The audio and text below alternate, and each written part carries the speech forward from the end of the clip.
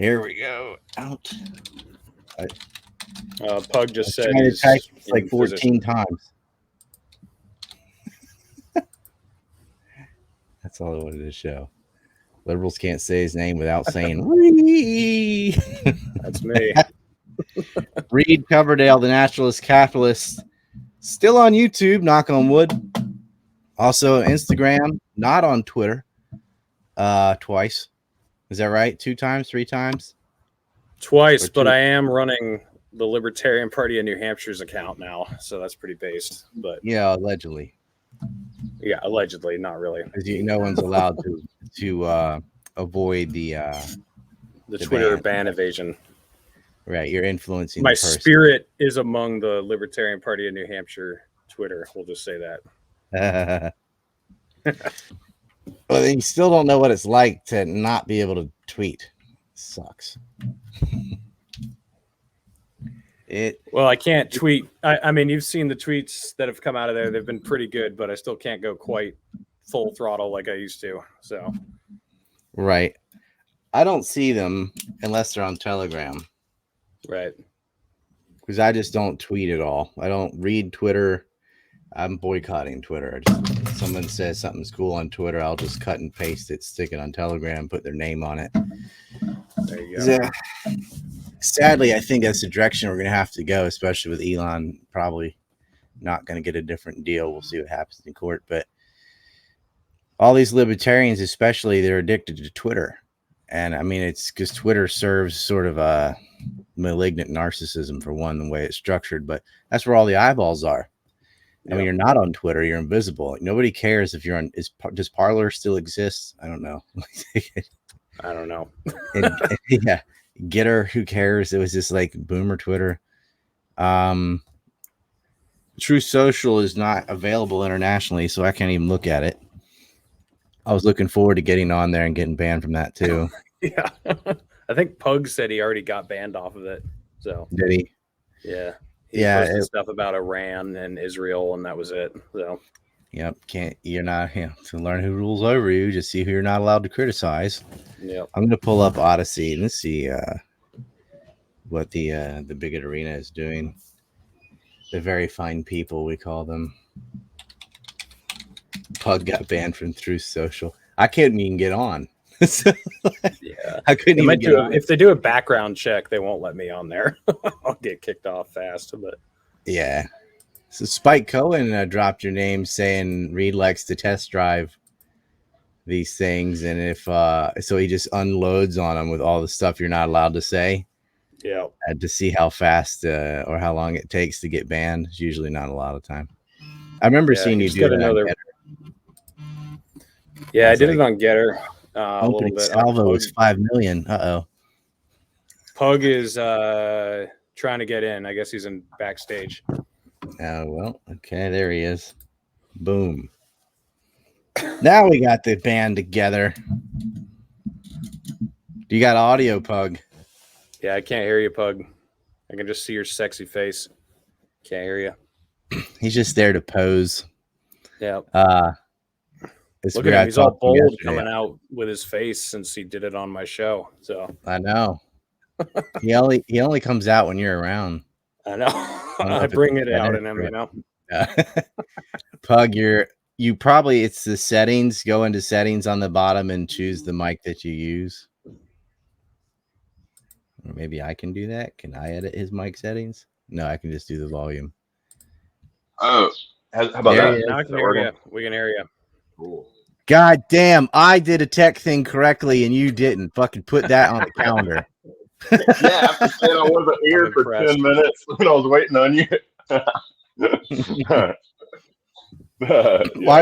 don't know. This is like my second time using this. I thought you send the link and they just show up somehow. But so you haven't been banned off of StreamYard yet, and they haven't figured it out.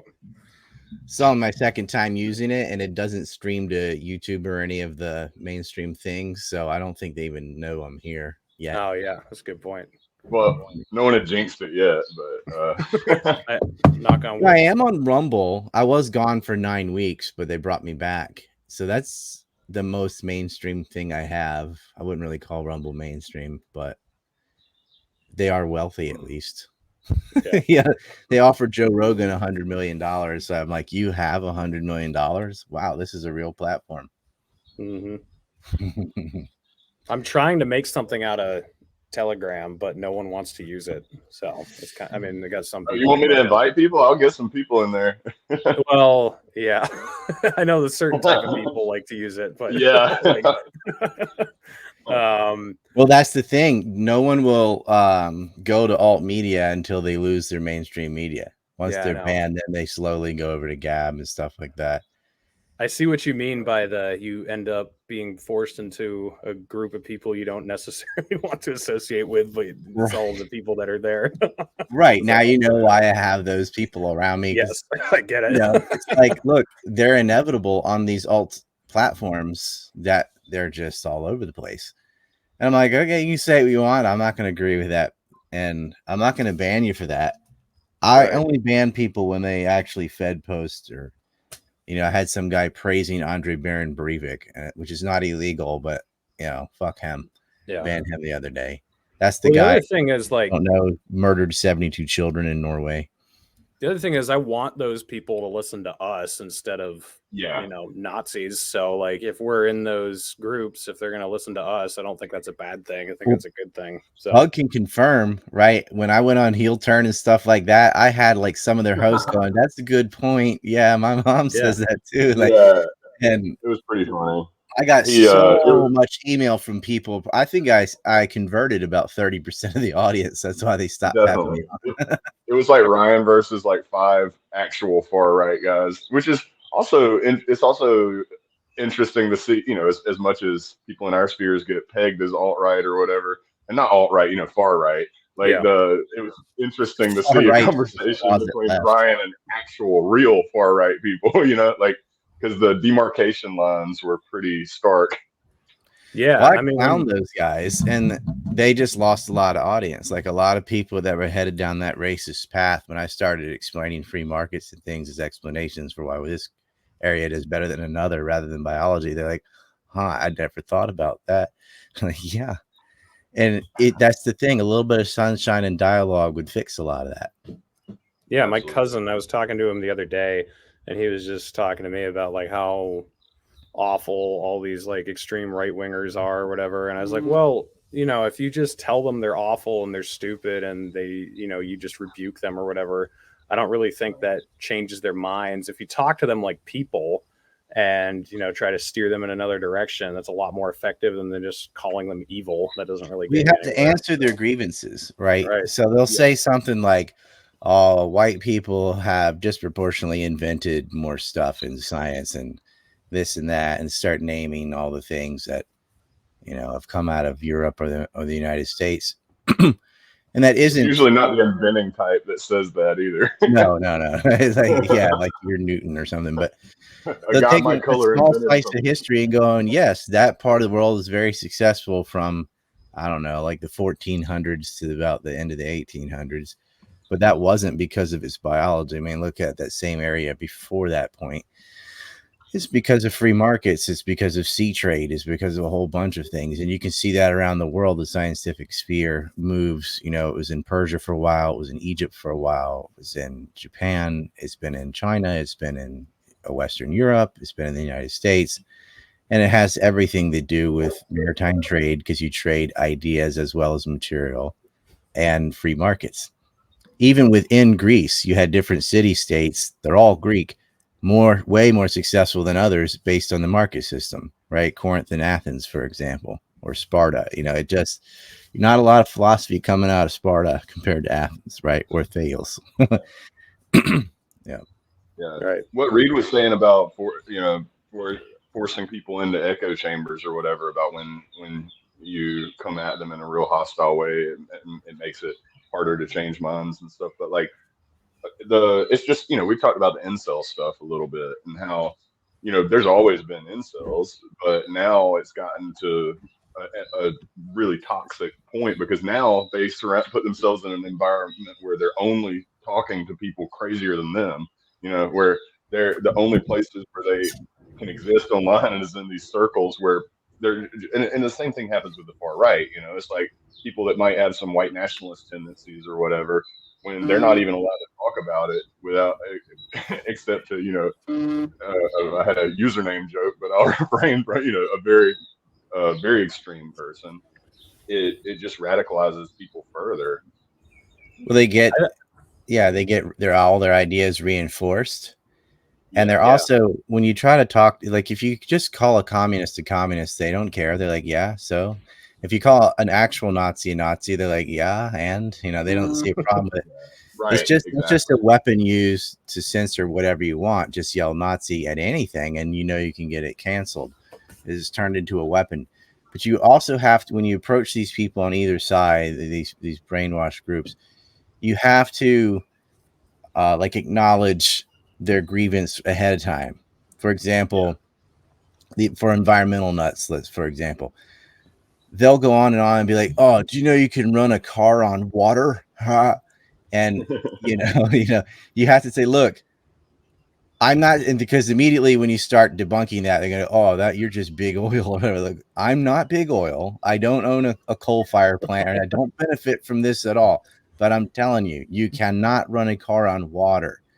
But you run the car on hydrogen, which is in water. But to get the hydrogen out of the water, you need fossil fuels.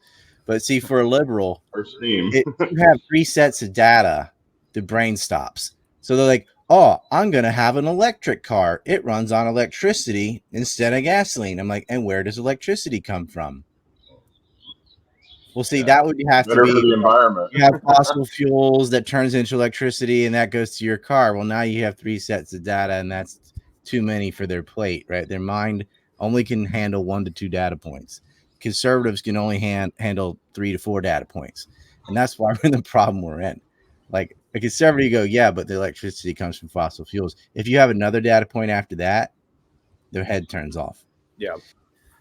But you're right. I mean, it's about instead of just calling them what they are, which they're proud to be already in the first place, or just calling them idiots, it doesn't do anything. So you might as well talk to them. And a lot of the people who are far left or far right, if they're not insane, but they've just been kind of pushed there, they're really open to hearing other ideas, because they've just been so pushed out of the center or whatever. So some of these legit communists who have just been disenfranchised by corporatism or something, or some of these legit far right people who are upset about APAC getting away with everything. Like if you talk to them, they'll be like, oh, and you say, yeah, no, some of what you're complaining about is legit, but then this shit over here, like your economics or your racism or whatever is just off, that doesn't make any sense. Then they'll be like, oh, okay, I'll listen to this guy. So I mean, Reed Coverdale used to be a neocon. It's true. When he was 5. Yeah. Well, when I was 18, so that's and that's what I feel like. A lot of these people are 17, 18, 19 years old, and people around that age can do the whole spectrum from communism to neocon to anarchist to whatever, all because they're teenagers, right? But if you don't have dialogue, they're going to get sucked into an echo chamber, and then they can't abandon the group. Anybody that's ever got suckered into the alt-right can't really leave because it's the unforgivable sin. Like, say somebody used to be a racist, I talk them out of it. I give better answers to or explanations for why this group is better than that or whatever.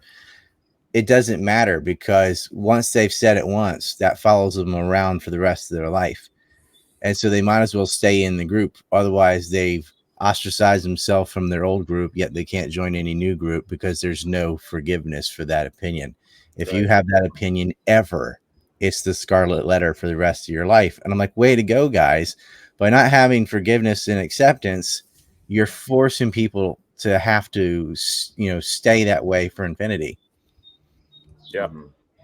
Me and Ryan have talked about this a lot, where it's something that I'll say to normie people in the middle of the spectrum, I guess, pretty often, is when they're being hard to talk to, I'll say, listen, it's easier to talk about these things with people on the far right and the far left than it is with the TV race. They're like, the Fox News, CNN, MSNBC people. Like, and I think people are usually pretty surprised by that because they consider those people so much more radical than them. But it's like, I can talk about COVID stuff with someone on the far left or the far right much easier than someone who watches MSNBC, you know?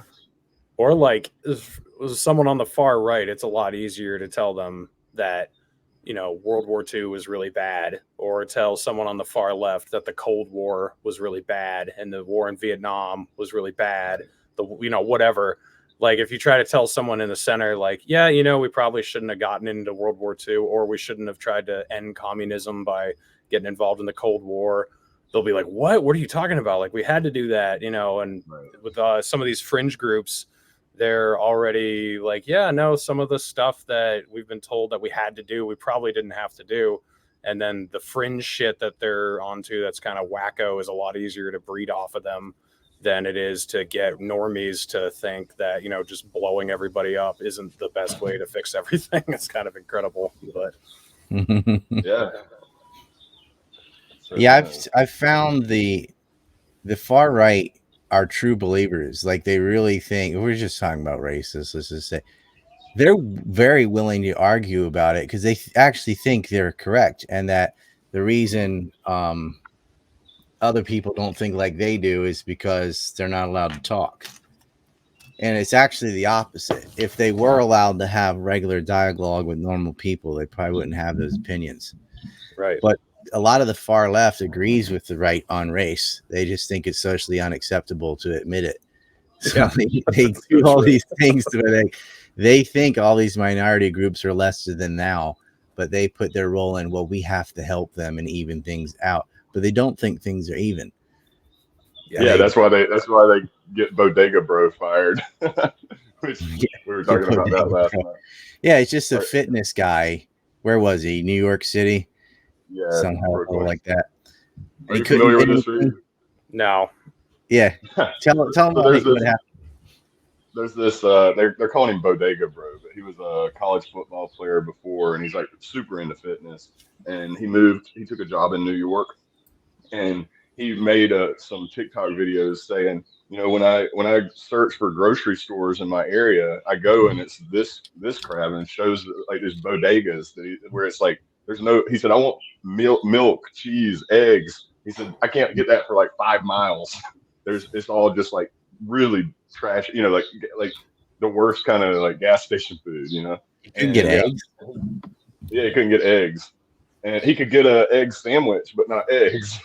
And he made a video about this, and they got him fired from his job, saying that he was being racially insensitive, saying that this was part of the cult because of years of systemic oppression has caused certain racial groups to have to eat low quality food, I guess, and criticizing the food desert is some kind of white privilege or something. It was just it's so bizarre. Infantilizing. It's so retarded. Like you're acting like people who aren't better off or aren't white or something are stupid and can't take care of themselves or something. But the other thing is, you know, like whether or not something has legitimacy, if you start censoring it, you give it legitimacy anyway. Yep. So like if you started censoring people for saying a plane didn't hit the Pentagon, even though that's bullshit, if you start censoring it, then people start thinking, oh yeah, I must be onto something because they're not letting me say this or whatever. So whenever you start banning speech, it doesn't do what the people who are banning it want it to do. It just does the opposite. Yeah. It also makes the kook stuff get worse because, for example, let's say global warming, and it is real for a variety of reasons, whatever. If you will not let anyone disagree or have nuance at all to say, well, how much of it's man-made versus volcanoes and this and that, they're not denying, but they're going to be called that anyway, right? Oh, you're a denier. No, it's not what we've said. But when you do that, you discredit the official narrative because you're like, yeah, that's the official narrative because no one else is allowed to talk. So no one else is allowed to challenge this. So how much credibility does it have when it's the only answer that's allowed? And then what happens is the alarmist is always like the denier and the alarmist. The alarmist saying the world will be gone in 12 years. The world will be, unless we, pass this bill I need from, to make green money. The world's gone in 10 years. The ice caps are melting, blah, blah, blah. Well, those are kooks too, but they don't censor that side because it's the pro warming hysteria. Right. And people will look at that and go, the world's not going to, you said that 8 years ago. Well, we have 4 years left on the, no, right? And that happens with everything else. That happens with the Holocaust. You have alarmists and deniers, and like the deniers are usually debunking alarmist stuff, and they're not even looking at the actual orthodox historical claims. They're going, there's no way all these bodies got burned in an oven. And I'm like, yeah, and Raul Hilberg and Deborah Lipschak and all these scholars never claim that. Steven Spielberg claimed that, and Steven Spielberg is full of shit. He's like the loose change of the Holocaust, right? And you get that with things like what my brother discovered with the Croatoan Indian and the colonies of Roanoke. There's all this spooky stuff about dare stones being unearthed and just silly stuff, because people gravitate to that that mystical side of things or whatever. They want a mystery. They don't want it to be solved. But if you're only debunking one side of the kook spectrum, you're discrediting the truthful part, because the alarmists take over and it just gets dumber and dumber and dumber. So I know you had not heard a lot of the stupid exaggerations about the Holocaust, but then I was like, oh yeah, it's because you were homeschooled. So no one ever told you that baloney. But I heard it in school, eagle and a bear and all that stuff. And I just thought, I don't believe this. Now, there definitely was a Holocaust, but a lot of the things said about it are not true. And, they never. That allure of the esoteric knowledge or whatever, I guess, is why, is probably a lot of the appeal of QAnon and a lot of the COVID conspiracies and stuff like that, because people want to think they've got the goods, Where's a couple issues like you can't talk about contrails. You cannot give any negative opinion about contrails or 5G or whatever, or COVID-19, because if you do, they're going to go, oh, you a chemtrail person? Right. Oh, you think 5G caused the virus or melts your brain or whatever? Or, oh, you're a virus denier? And because there are kooks that say all three of those things. Like, well, look, baby, I want to talk about contrails and how it affects the weather, cooling patterns on clouds and da-da-da. I'm not talking about chemicals being sprayed out of the back of the plane or anything, but you can't criticize contrails without being called a chemtrailer, right? You just can't. And you can't say something about how 5G might allow people to quickly steal all your data and facial recognition and da-da-da-da-da. Yeah. But you can, because then you're like, oh, you're one of these people that thinks it's radiation, Yeah. Well, the other thing is, like, I don't claim to know things. Like, I don't know that Ziad Jarrah was a Mossad agent. I don't know that, but we should be allowed to ask questions about why he has a cousin and an uncle and the Mossad, and why his voice isn't on the black box, and why they only said there were 3 hijackers on the plane. All this shit don't match up. He has 2 cousins in Israeli intelligence and an uncle that was a politician. Yeah, so they're all things we should. With them in the hotels. He's separated from them in the Hamburg cell, even to the hotel in Maryland. They're not together. Yeah. It is weird. I go, well, that's, it's not proof that just because everyone around him was intelligence and he has a really weird behavior and doesn't mean anything. But I was like, yeah, but we have to put all those threads out there, because you don't know what someone else knows. They go, oh, you know what else? Da da da. There's no dialogue. And Reed, this, like, I'm the one that dug that up. And the only people that listened to me were Nelson and Fitzgerald, because the entire 9/11 kook community was like, those phone calls are fake. And it was shot down. And I'm like, okay, phone calls are not fake. It's an air phone. And they're all mentioning 3 hijackers instead of 4. Even the other hijackers don't say his name. He was not piloting the plane minimal. He was just on there being quiet, and nobody saw him, noticed him, or said anything about him. And they decided to switch pilots for some reason, But hey, they found his passport in the debris. So, he definitely was there. There you go. His passport was there. A little corner was burned. That's all. Yeah. Jackmans too. They also listen to you, the Jackman brothers. But, oh, I thought you were saying they found a lot of people listen now. I mean, like back in 2001, 2, 3, I'm saying like nobody listens because Mike Rivera listened to me, but even he started saying Flight 93 was probably shot down. You know, they inundate you. The kooks, like sometimes you just have to capitulate and go, sure, yeah, bombs in the building, whatever, just to get them off your back because they will sabotage everything you're doing. Any video about anything, I'm talking about Syria, Iraq, whatever, I still have missile tards in the comment. Our building 7 and just going nuts. And me and Ryan were talking about this last night. I've been like really interested in 9/11 stuff since it happened, and like went to school, studied Arabic literally because I wanted to understand the motivations and stuff, and couldn't trust the media or the people telling me. And I didn't find Ryan until what, like 2016, something like that. And I was very involved in that scene though. Like I seeing loose change, I immediately was like, well, this is ridiculous, and didn't take that seriously. I was more interested in understanding it from the Arab side than anything else. But it's crazy that I wasn't able to find Ryan until so long. I mean, I found Ryan through Adam Green, actually. Like, I was just searching for 9/11 debates and stuff and saw that, and I was like, whoa, who's this guy? Yeah, I was arguing with this whole audience. Yeah. And I've been here ever since. If you don't say a bomb in every window, you're just a government shill. It's just sad how easy it is to find bad information and how difficult they turn the volume up on the bad information.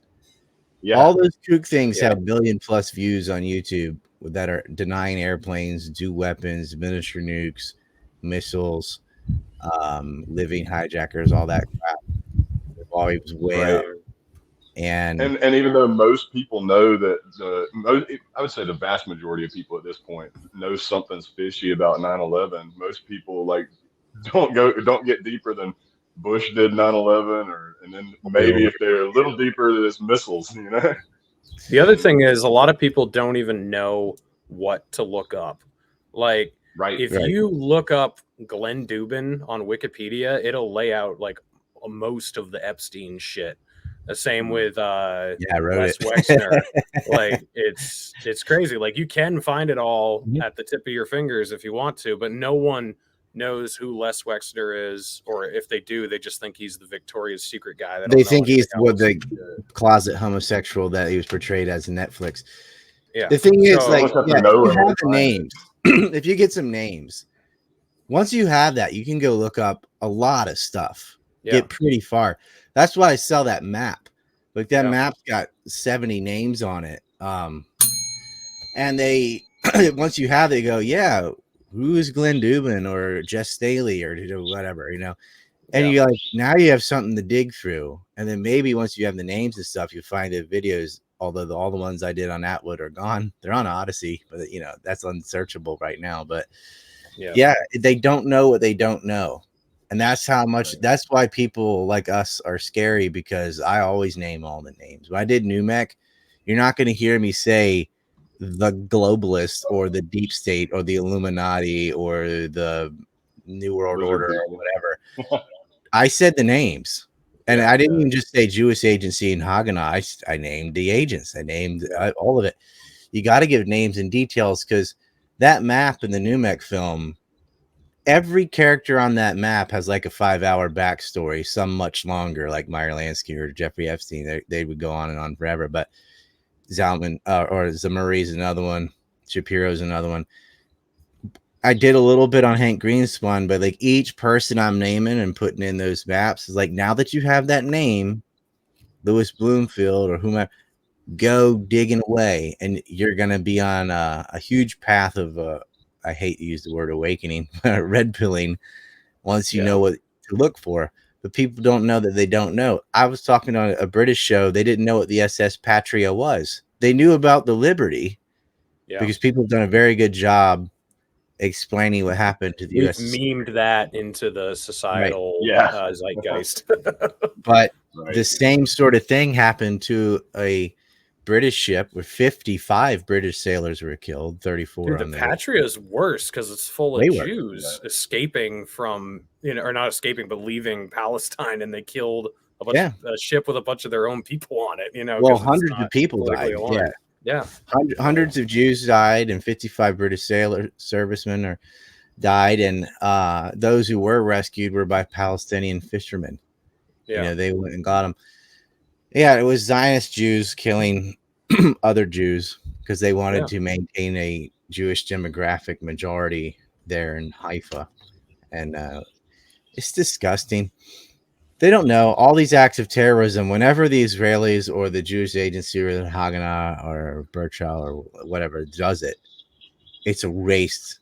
Like, it's just erased from history. Blow up a hotel, blow up an embassy, grenade someone's house. It's not there. And you can see that in real time. How many times has Israel attacked Syria? Even a domestic airport in Damascus. Not one time has it been on any 3-letter network, not even Tucker. Like, nobody. Yeah. It is totally invisible. You have a country's Air Force invading their neighbor and blowing things up. That's an act of war. Silence. Yeah. Imagine if Syria had attacked Israel with warplanes. Oh, it would be, alarm bells going off, people knocking on your door to tell you about it. It'd be blimps in the air. Syria attacking Israel. I mean, it would never end. The other thing is, even I was talking to my uncle a few months ago, and he didn't know the difference between like Hezbollah and ISIS and Al Qaeda and Sunnis and Shias. Like, he doesn't understand that there's these massive differences. To him, it's just all Muslims. And I also told him about a towel head. A bunch of towel heads. Yeah. I also told him about the Patria. I also told him about the Patria, and that blew his mind too. Because like the way they look at it like Christian, Muslim, Jews, and the Jews are on the Christian side against the Muslims. When they don't realize like Christians and Jews and Muslims with Saudi Arabia, Israel, and the United States all work together against other Muslims. And that Jews killed other Jews with the Patria. It's like all political motivation. It's not, there are some religious differences, but I don't think that's what actually drives it. It's mostly about money and power and influence. Yeah. Look up the ringworm radiation testing they did in Israel on Sephardic Jews. Yeah. And I've got a lot of Christian evangelical types in my family and where I'm from and stuff. And one thing I love pointing out is a lot of the time they don't realize that Christianity actually has more in common with Islam than it does with Judaism. Or not, and it's they think that they don't understand that, like, in Gaza, it's the Christians being bombed. They think that it's their Christian moral obligation to support Israel in their bombing of other Christians. Well, Ryan, that story you tell in Bethlehem. Ryan, that story you tell about the church that they burned, where the baby died after the Jewish terrorists attacked it or whatever.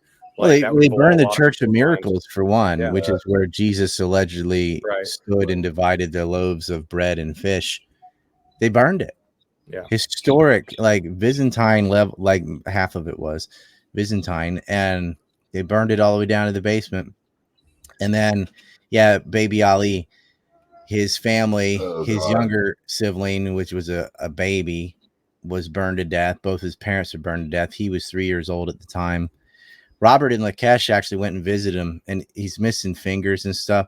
And the settlers go up with their finger like this, being like, "You're next. We're going to burn you next." They harass this kid, this little kid. He was like 7 years old. His face is burned. Like, they got 10 months administrative detention, were let out. They were laughing in the courtroom. Nobody cared. They had to do something because it was bad PR. I remember putting something on about Jewish supremacy, burning babies, and they even went to a wedding. And this is a whole room full of adults, okay? A whole room full of adults parading around this kid's picture and stabbing it with a knife and just singing and celebrating because they burned a whole bunch of houses down. They killed these innocent Palestinian family.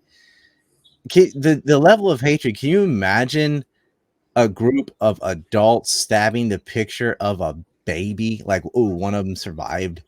Well, yes, but just because of all the abortion protests going on right now in the United States.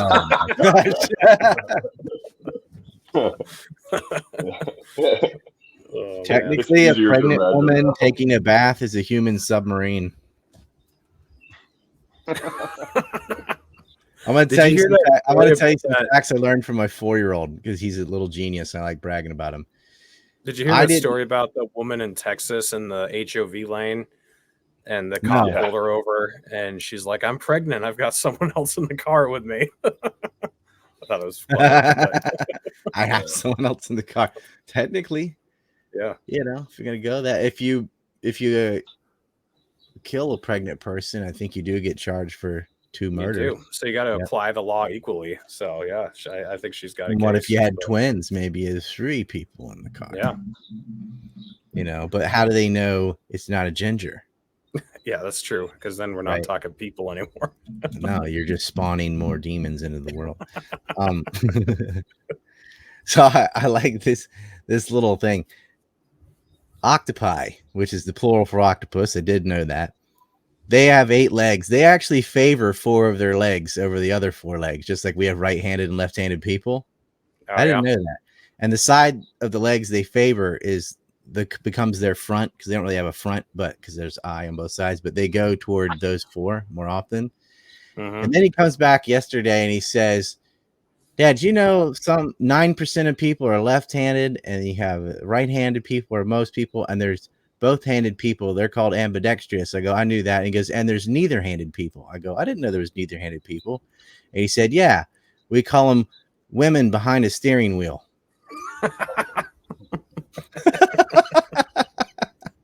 That's I'm good. like, okay, somebody was listening to me tell jokes. Yeah, no-handed people. Yep. Neither-handed people. That's why I say I was like, when I'm driving in Japan, I'm like, it's scary. Everybody around me is Asian, and I'm on the road. No. Half the drivers are Asian females. Yeah, there's no middle ground with Asian drivers. They're either drifting around you in a circle or driving up the wrong lane. Yeah. Asian female drivers are a hazard. They should just, I'm not one for passing laws, but that's a law. What's that, Ryan? I don't think it's if they're Asian or not. I think it's just being too short to see over the dashboard or whatever. See, we can make those jokes, but man, if we said a joke about one of the privileged classes, you're out. And it's just, what is it Sam Hyde says, Pug? Is that offensive? Is that true enough to be offensive? Right. Is it true enough to be racist? Is it true enough to be offensive? It's like, so if you actually believe it, that's why you get offended by it. I don't actually think Asians are bad drivers. I don't think most people do. It's just sort of a stereotype, whatever.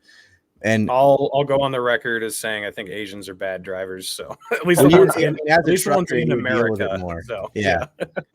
I think it's also that could be because the average age of Asians in the United States is like 20 years older than, say, Hispanics, and so older people can't drive.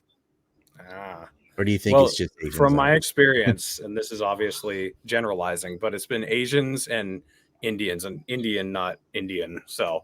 They're the two that can't drive, not feather, right? The bobblehead.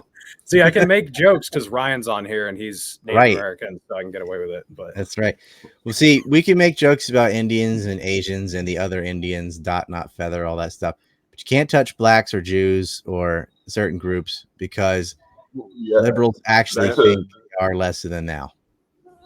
Yeah, back to how true does it have to be considered racist? Nobody cares if they said American Samoans run the banks.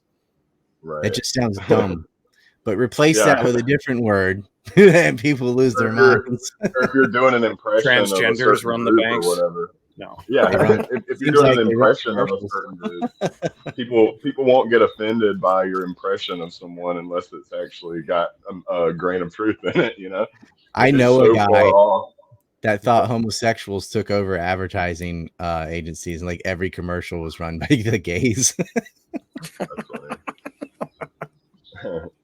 But like back to the Twitter stuff, and like the narrative control, like if with like the mass shooters and stuff, if they have certain affiliations, their entire social media is going to be on every mainstream media news outlet, every single publication. If they have other affiliations, or if they're from other groups, their entire social media gets taken down immediately. Like this most recent Antifa shooter guy, all his social media got wiped immediately. And if he had been a TRS follower or something, you'd have every bit of that on every single news network. So what's with this shooting in Japan, Ryan? I didn't think guns were allowed in Japan. I don't understand. Well, he didn't use a gun. He built a little hand cannon and shot him basically with a pipe bomb with one end open. I just streamed about it yesterday. I actually went to the hardware store where he got his supplies. I went to where he used to work. He ran a forklift until May. I went to his house. He's got an older brother and a sister living there still. His mother went bankrupt, giving all their money away to the Unification Church after his father died. His father owned a construction company that she inherited, and she squandered it all, dissolved in 2009. He got out of the Defense Force in 2005 and was just like going from one job to another, really no stability. It's sad because he went to an elite high school and very smart, very athletic, but he just felt like since he was a little kid that this church had broken his family apart and ruined his childhood. And his uncle lives in Osaka, and he was saying, yeah, I mean, the kids would write to me and call to me and say, we don't have any food. We don't have anything. And he would have to go bring them food and send them money because the mom, anytime she got a penny, she gave it to the church.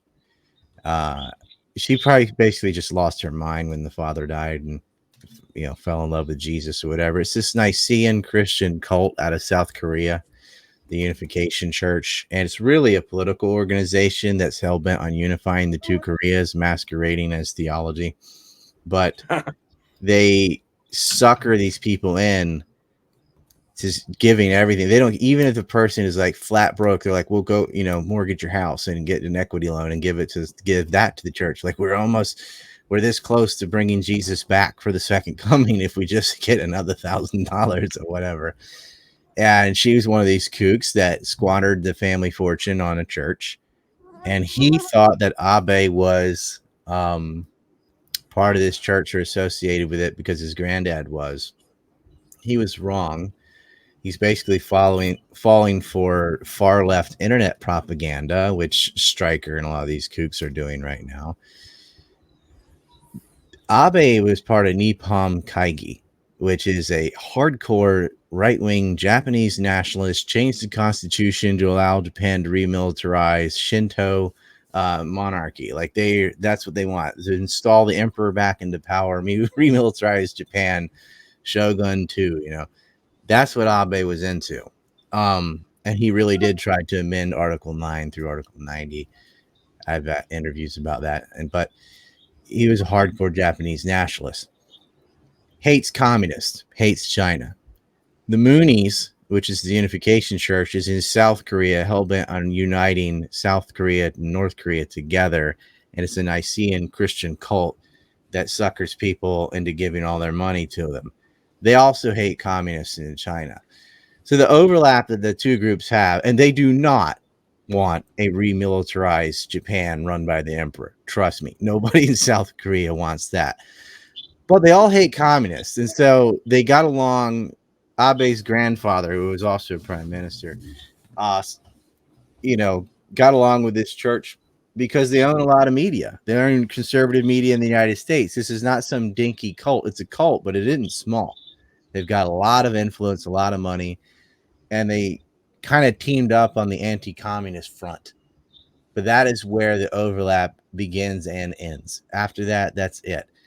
Shinzo Abe was definitely a Japanese nationalist and didn't give a damn whether Korea is united or not or whatever. He wanted the glory of old Japan. And you can, maybe disagree with that. Fine. But that's not why he shot him. He shot him because the propagandists always associate Abe to this Korean church. They always call him and his grandfather war criminals, or he visited the shrine or that, and he's a war criminal. Oh, they call my granddad that too. Yeah. Yeah. I know. Well, yeah, your Pug's ancestor was a Confederate general, an anti-slavery Confederate general at that. But which most of them were actually. That doesn't narrow it down that much. It really does. There's only like 2 that weren't. But what was I saying? Yeah, so they'll say, "Oh yeah, you're going to the shrine of war criminals and all these people that killed all these Koreans and Chinese." Okay, when you go to Vietnam Memorial, are you there to celebrate murdering 2 million Vietnamese people, or are you just honoring the dead Americans? You're honoring the dead Americans, or you're just looking at it, man, what a shame, what a stupid war. Look at all these names, 55,000 names on a wall. That really lets it sink in that how large that number is. Whatever. Everybody visits veterans' graves and things in Japan. They're going to pay homage to it. That doesn't mean they agreed with World War II, where they want to go annex Manchuria or whatever. They're just honoring the dead. But no, there's no nuance in the liberal brain. It's like you went to the grave and a certain portion of people buried there are war criminals. Like, everybody be a war criminal depending on who won. You don't think nuking cities is a war crime, killing babies and everything, erasing a whole city full of people? I mean, damn, exactly. they didn't do that, right? America did it twice. And the firebombing of Tokyo and Dresden and Cologne and Hamburg. I mean, these are all horrific, definitely war crimes. You are targeting civilians. No, those only killed people, only killed people in Tojo's high command and then like SS commandants in Hamburg, Nagasaki was not even a military target. They just bombed it because the weather didn't permit them to hit what they wanted to hit. And they just said, just put it on this one. It's got mountains. Neither was Dresden, was it? Dresden was not a military target, no. But they burned it. They burned it, and then they burned the fire trucks. There's molten, asphalt with human fat mixed in it, and just disgusting. And they melted these people. Yeah. War is hell. But the U.S., they always act like Sherman because they're like, well, if you win, you get to write the history book. And that reminds me of the Norm Macdonald book, the joke of the meme. Where he's got like opening this book. He goes, "Wow, look here. According to this, it says the good guys won every time. What are the odds?" Thank God. It's true. But he shot him because, so he went and he made, I'm not going to say what the propellant was, but he put propellant in pipes, basically, like a potato gun. He ran wires into the back, hit the grill starter as a trigger, got 2 shots, the doom. And you can see the whole Japanese crowd, they don't react. They don't know what a gun is. They don't know what a bang is. Nobody hit the deck. Nobody ran. And nobody even screamed. They just kind of like, what's going on? They couldn't even believe they saw someone shot in front of them. They just thought, did Abe fall down? What happened? Was it a heart attack? They didn't know. I went there yesterday to Yamato Saidaiji, and there was, I have a video of this, a block by block line, 5 blocks down, I counted, of people to give flowers to Shinzo Abe. They had a couple long tables out there just collecting bouquets. And that went on all day, and that's been going on for days. People lining up and giving flowers to Abe. I've got a hand cannon right here. Yeah. Your brother would like this one. It's a flintlock. So, yeah. He would. I had my sister and I went to my great granddad's cabin, which is right next to my dad's cousin's house in Featherstone on the former Lee properties. And she got a gun from the Civil War, and I got a big gun from the Revolutionary War. And we just kind of pointed them across the Potomac at Maryland, just in the general direction of the Yankees. Picture in front of the cabin. It's on. But yeah, she's got guns from the Revolutionary War that Dawson's used and the Civil War. That's cool. I went metal detecting at an old battlefield with, I don't know, I'm supposed to be able to admit to that, but it was with Hank Williams Jr. that had made that happen, and he found an old rifle, like metal detecting, out in the field. It's pretty cool. My brother's found so many things, obviously. So many, right. All through Virginia and Carolina, because Virginia is Civil War Central, right? That's where the majority of the war happens. And then he's found all the Native American stuff down there. And he found Fort Raleigh, he found the Lost Colony, he found a bunch of things down there in the Carolinas. We got 109er from P1 Dizzy and says, can we divert for a moment to July 24th, the next Four Horsemen? Thank you for your tenacity, gentlemen. Boom. Jeremy Kaufman. Yeah. Make the bombs gayer. Yeah, exactly. He's coming on? Yeah. Yep. Future Senator of New Hampshire. That's right. Where's your hat, Pug? Yeah, you're kind of left I didn't out. get one. I need one. So I had the trucker hat that Reed's wearing, and I guess this is like the ant cap colors, even though I'm not an anarchist. I just like the colors. And I was like, choose. I figured Reed would choose trucker, but I was like, whatever he gets, because I wanted Jackman and Coverdale and I to have the same one. And so I was waiting for you to choose before I gave Pug a hat. Then I got Corona and da-da-da-da, and so he never got a hat. So Pug, I think Ryan actually is an anarchist, just in a smart way. So that's what I was thinking. He's I'm not an anarchist. He's from the Outer Banks where there's no cops. Right. And if he lived in New Hampshire, he wouldn't want cops either. He'd be the same way. Like he's a practical anarchist. I'm an anarchist in the Larkin Rose way, but I don't want to call myself an anarchist because of all the idiot anarchists, just like 9/11 completely Truth. Fair. I never call myself a 9/11 truther. I'm like, no, I'm not one of those. I don't believe in the official story, and I'm definitely truthful about 9/11, but I cannot use that tag because it's associated to fucking morons, you know. And same with anarchy. It's like, oh, geez, no. Well, it's the problem is with every group now, like libertarian, even. It's like, you know, what do they think? Gary Johnson or like, you know, like it's hard. Yeah, exactly.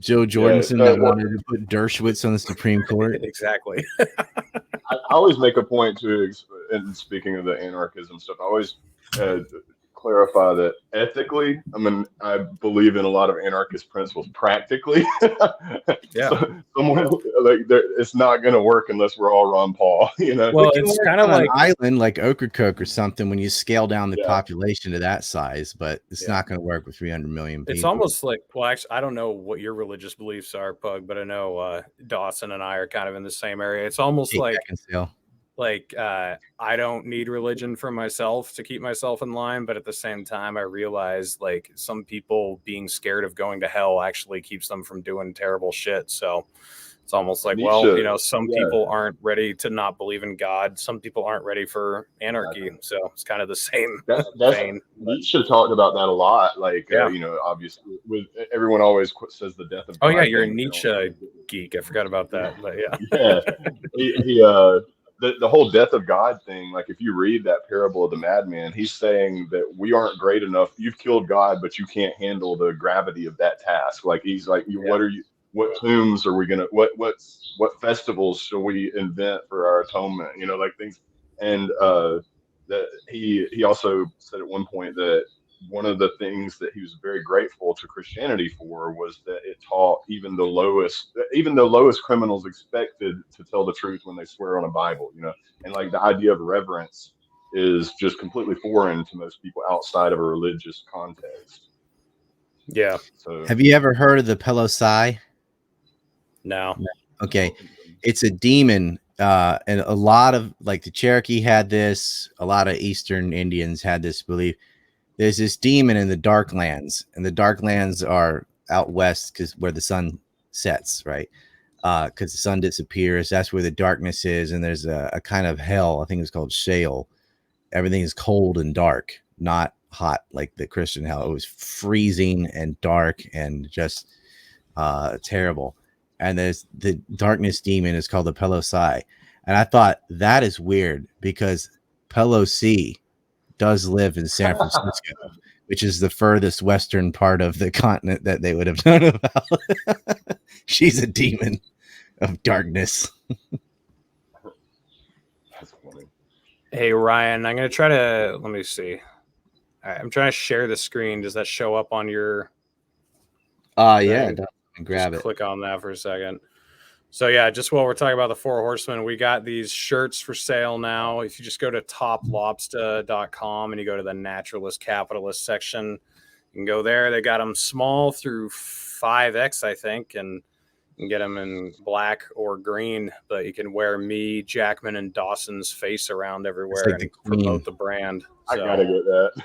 You can wear it with your anarcho-capitalist. That makes you Freddie Mercury, right? Yeah, I know. Well, he's got the mustache, so yeah, that's true. And he's gay and gonna die of AIDS, but yeah, I'm just Liberty gay. It's like a different thing, you know. We're all you and Clint, though. I don't know. Yeah, exactly. I guess if you survive a car accident together, you're bonded. Yeah, it does weird things. So you saying homosexuality's weird? What you saying, Pete? or ridden with DJ, right? That's close enough. Literals can't say anything without saying re. You can Israel that if you like. Yeah. Yeah, P1 Dizzy with the fucking major cherry poppage there on Odysee, 109, 109. The other thing, since we're talking about Twitter and shit, I know you've been on Substack for a while, Ryan, but now Eric and I are using it too. And I got up to 100 pretty fast, which is cool. So, and that's it seems pretty like they don't ban people. Like, I mean, you're still on there, so that's a good litmus test. I'm on there, but I kind of pump the brakes on certain things, but because I can't afford to get banned on other shit. But yeah, Substack is cool. It'll tell you who's recommended you and stuff, but it tells you who recommended you through their Twitter and all, which I don't have. I am recommending people, but I'm doing it on Telegram and other things, VK and stuff, which Substack doesn't have a way of knowing. But I did share yours. I shared Jackman's just this morning. They wrote a good article on MBS, excuse me. And I just did a Press TV interview about him and Biden yesterday. Yeah. Yeah, no, I like that, though. It sends it straight, for anyone who doesn't know, it sends it straight to your email. You just subscribe, and we can just do like newsletters, basically, and we can put links in them. Yeah, it's free. We can do a paid subscription, too. Mine's free right now.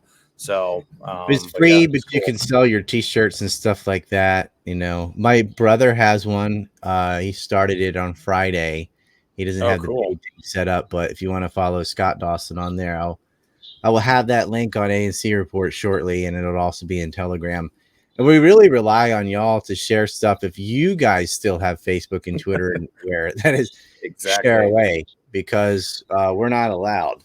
Yeah, and Pug, Twitter, how do you feel being the upper echelon elitist here who still has Twitter access? Must be nice. I don't really. I mean, I have an account that I've never tweeted anything. Like, I know. It's just a news feed. But then I do have a secret one for trolling that gets burned pretty often. We'll just say I have a very heavy influence in the Libertarian Party New Hampshire account now. So. I need to have the Libertarian Party of Hatteras Island or something. You do? That one I need to do. People were asking me what it was. Your brother's not banned, right? He doesn't computer.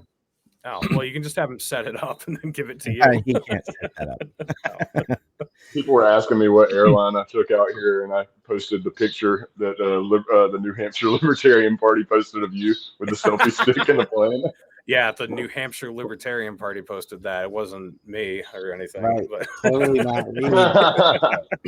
This New Hampshire Libertarian Party's gotten base all of a sudden. Way better than what's it? The Texas one? What's the fake one? Oh, dude, the Texas one's awful. Yeah.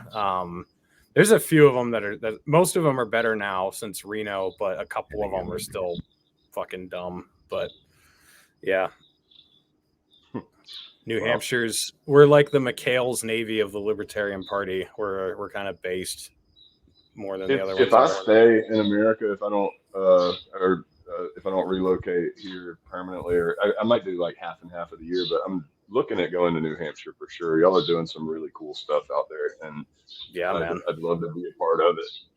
Well, we're like so advanced here that the only thing holding up weed legalization in New Hampshire is actually the free staters. And the reason is because right now with the bill that would legalize marijuana, they'd have insane taxes on it and shit. Right. And you already don't, that's awesome. You already don't get in a lot of trouble if you get caught with marijuana. So the free staters are like, no, we're not going to legalize it until you get rid of all this bullshit regulation. We're not going to legalize it. That is awesome. That's like how far ahead we are here. That's like the most base reason to be against weed legalization. Dude, because weed is so much cheaper in New Hampshire than in Massachusetts or Maine or Vermont because it's legal in all those places, but they tax the shit out of it. Oh, yeah. So we're like, if we're going to legalize it here, there's going to be none of that shit. Like, it's easier to get it on the black market right now. So that's what Best Buyers. She went to the city council in Washington, somewhere in Washington. She was going off on that when they legalized it, but they taxed it, and the money went to just the worst of the things of the healthcare industrial complex. And she went ham on them for that. She had all the stats and numbers and things, but I don't know. I'm not a big fan of the devil's lettuce. I think it'll make you. I'm not either. I've actually, me either. I've never actually smoked it, but Reefer Madness. Yeah, or at least you didn't inhale. Yeah, I didn't inhale at least. Yeah, but I just don't want people getting in trouble for it because I don't give a fuck. I also am not a fan of Thai food, so I wouldn't be doing well where Pug is right now. But I think you don't like buffalo fetus liver. Sounds pretty good. When the abortion decision came down, I was literally eating this like buffalo fetus dish. And then I stepped on a snake wearing this shirt, which is ironic. Second time. Yeah. I had to pay my taxes wearing this shirt. Based. Before we got bikinis and everything with that on it now. We're gonna be going styling and profiling in Carolina soon. What were you saying? Next meetup, I can wear a bikini. Didn't you do that? Well, you had a onesie last time. Yeah, for the new version of the calendar, right? I could do a boys calendar and put you in charge of that. We got so many requests. Me and Clint. Oh yeah. Don't show those pictures. Hunter's laptop bad enough. Yeah. These motherfuckers up there fingering his butthole for 10 minutes and dude, they're so degenerate. Disgusting. So is this all rather exonerating, Ryan? All this shit coming out the last couple days about Hunter? I mean, I need a shirt that just says "Told you so." Yeah. Maybe I should just put my head on the shirt and be like, "I told you," or "I warned you," or something like that. Like, yeah, it is. It's vindicating, yet not, because a lot of people don't know that I had most of this out in 2020, and they've never seen Corn Pops. It's probably from. Can we say Pug? Mr. K in New Zealand. Oh yeah, so I've got a theory on this, or not, at least a hypothesis. So are you familiar with Kim.com? I haven't seen anyone talk about this. This is just some dots I connected. So like exclusive to ANC report. Kim.com is a very interesting character. He's the guy that made Mega Upload, and he was a hacker from Europe that ended up making Mega Upload that became huge. And he had this like crazy lifestyle. He didn't drink or party or anything, but he'd throw these giant parties and stuff. And he had all these yachts and planes but he's a big giant man, but very interesting personality. He got raided by the U.S. government in New Zealand though for like piracy, and they full on SWAT raid and stuff. And he's gotten extremely base because of as hard as the U.S. government's gone after him. Like his pinned tweet is something like, "I never lived in the U.S., never even been there, never had a company there, yet they've seized everything I ever worked for." And he has been saying for a while though that he had all the Biden info, and he's a hacker that became extremely wealthy, and his case is going through the U.S. courts right now. And he's had all the Biden laptop stuff for a long time. He was also the biggest supporter of WikiLeaks. He gave them more money than anybody. And he had been saying for a while that they're just waiting to censor out some stuff before WikiLeaks drops certain stuff on that. But anyway, the day his criminal conviction the first criminal conviction goes through in the U.S. courts is the day that a New Zealand anon, like a 4chan user from New Zealand, which is where he's at, posts the iCloud backup with all the passwords. It had cracked everything basically. So I have a hypothesis that it might be him, or at least adjacent to him, just based on the geography of where it was from and also the timing of when it was dropped. And it would be pretty cool. He's got a big. He's very angry with the Bidens for a long time because Joe Biden was involved in going after his company back in the Senate. But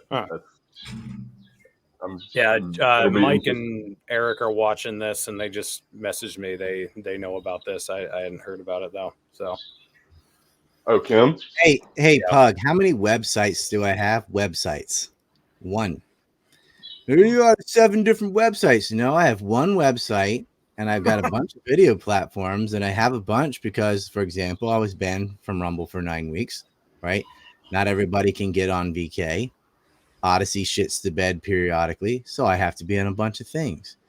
I have Gab and Telegram and all these apps. So does everybody. Like if you have a Facebook and Instagram and a Twitter, are those all your websites?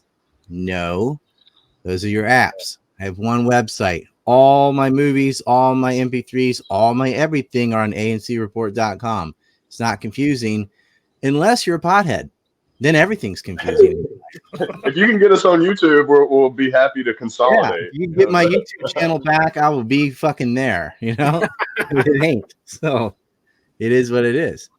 Yeah, any self-respecting journalist has 10, outlets right now, because then when 6 of them are banned, you can still use the other 4. So that's how we got to be. Rise 2 Cents is now the chat's so dumb. Rise 2 Cents is a porn site. Somebody grabbed my URL and is now like, yeah, sure. And he's not an anarcho-capitalist either, by the way. He's an Ocracoke. He's an anarcho capitalist. I don't know. He's for it on Ocracoke Island.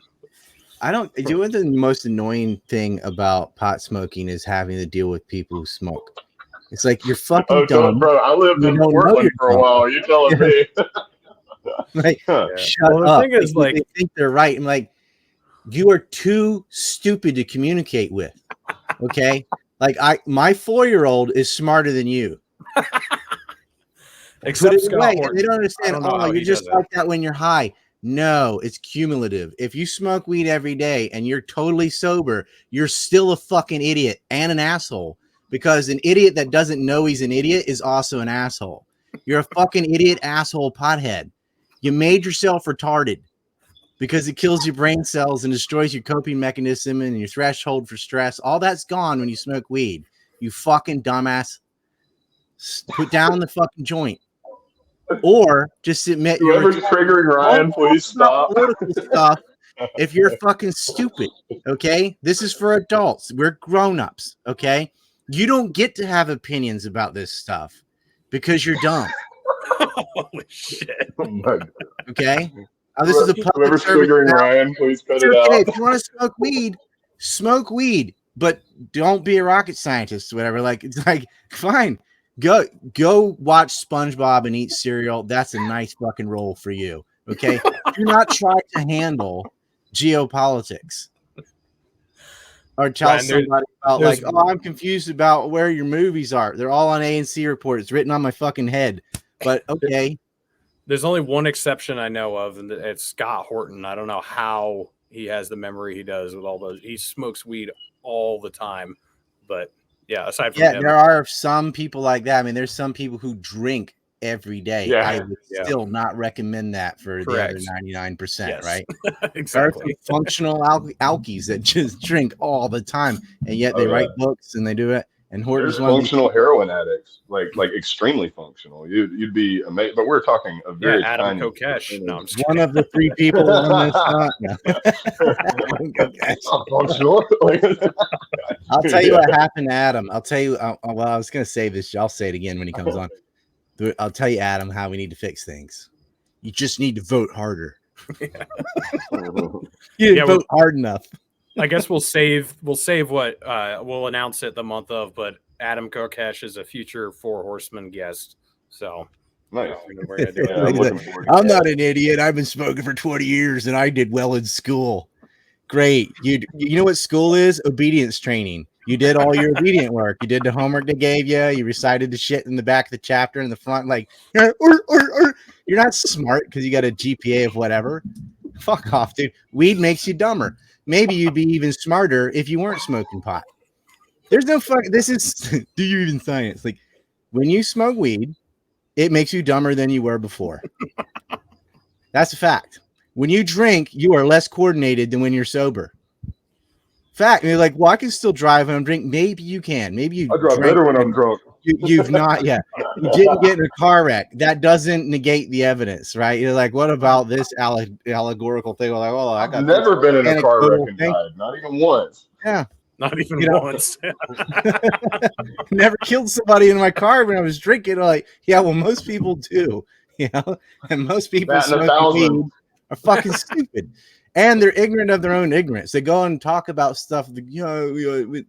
I guarantee you, the people that think you can run a car on water and the earth's flat and that kind of stuff, who are adults, you cannot have those opinions without drugs. You can't naturally be that stupid. I'm not saying you're going to be that stupid if you smoke. Like we just said, there are people like Scott Horton. There are people who smoke, drink, or even do heroin who are functional. It's possible. But the odds are the other direction. It makes you dumber. Yeah. And the funny thing is, when I go off on alcohol, like, you could sleep with an ugly person. You could do all the shit that alcohol leads to. Some people get in fights. Not everyone. I drink, Pug drinks, Reed drinks. We don't go and getting in fights and sleeping around and stuff, but people do. No alcoholic gets mad and denies it, right? Like, yeah, nobody sits and has an argument and be like, I can drive, there's always that guy, I guess, but they fucking admit That's a girl. it. That's a girl. I like to drink, but I admit that it's bad for your liver. It's bad for your brain. They admit all the negatives. But with pot, holy fuck, it's a cult. It's like, no, there are no negative effects to smoking weed. It actually expands your mind and makes you smarter. It only kills the weak brain cells. It's like evolution, dude. And then like the smarter ones keep multiplying, and then rainbows. It's like Bitcoin. Like, I mean, it's a cult. Like, I'm not saying Bitcoin doesn't have its benefits. Like, you can't make money off it or something, but holy fuck, Bitcoiners are just like religious about it. Yeah, it's crazy. But kind of adjacent. One of the things that we were talking about yesterday, I wanted to wait until you were on to mention it, though. Elon Musk backing out of the Twitter deal or whatever is big news right now, and he said that it was because of them not handing over certain data about bots and stuff. And we talked about this back when he first started talking about buying it. Everybody thought he had already bought it the day that he made an offer, and we laid out basically the process for buying a company that big, and mentioned that even if it does go through, it's probably not going to be till like November, because you're not going to buy a house without looking inside the house, right? And so first thing, he had to make a legitimate offer. Then they have to go over a bunch of internal stuff, like show him the books and show him a bunch of things that you wouldn't be privy to if you're, you don't get to just go in anyone's house. But if you're buying the house, they're going to let you in to look around. And it's like that on a much grander scale. And then after that, regulatory bodies have to okay a lot of it, and especially with a company that big. And even back then, I said, I'm not convinced, even if we've got the best possible version of Elon Musk doing this, who's actually trying to do all the things we want him to do, I'm not convinced that the government would let him. Like, I wouldn't be surprised if you had some intelligence come in and be like, look, if you do this, you can't touch A, B, and C because this is national security. And so that's like aside from all the economic, like SEC and all that. Like, I wouldn't be surprised if it was actually, if social media was weaponized in a way like that, or at least like there's programs that he wouldn't be allowed to touch. And anyway, so he said the bots, but one thing that most people, when they think of the word Twitter bot or whatever, they're just thinking someone who disagrees with me online, which is not. Which is what Democrats mean when they say bots, by the way. Yeah, exactly. and they say it a lot. But there's a lot of things you can do with bots.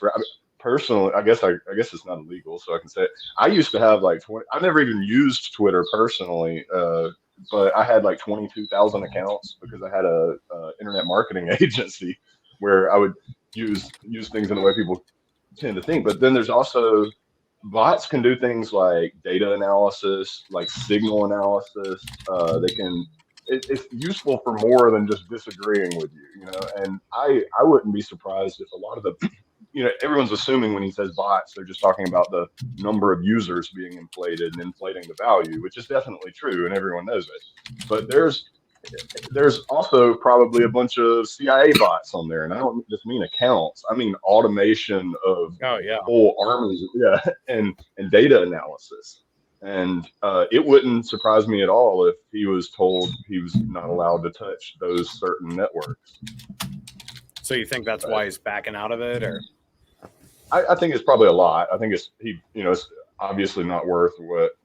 The only value, it doesn't make money in the first place. The only reason it's worth anything is for like narrative control, kind of like most media, but even more so. So I mean, I think that's part of it. Twitter's down 11% today since trading opened. Nice, and that could be a big part of it too. You know, like I wouldn't be surprised if he was just using this to make more money in one way or another. But I also I think, it's possible that Twitter is not the future. Like Twitter was, how long has Twitter been big? Like 10 years, 15 years, maybe 10 years, somewhere around there. 08 or something like that. Yeah. So in 2005, no one gave a fuck about Twitter, right? But now it's like the biggest thing in the world. So there could be something that nobody gives a shit about right now that could overtake Twitter later and be the next big thing. So right. I don't think all hope for narrative control is Truth Social. That's going to be it. Yeah. It could be the next one. It could be the biggest thing. I think the majority of his interest in Twitter to begin with was not necessarily because of its viability in the future, but more for the natural language programming data set.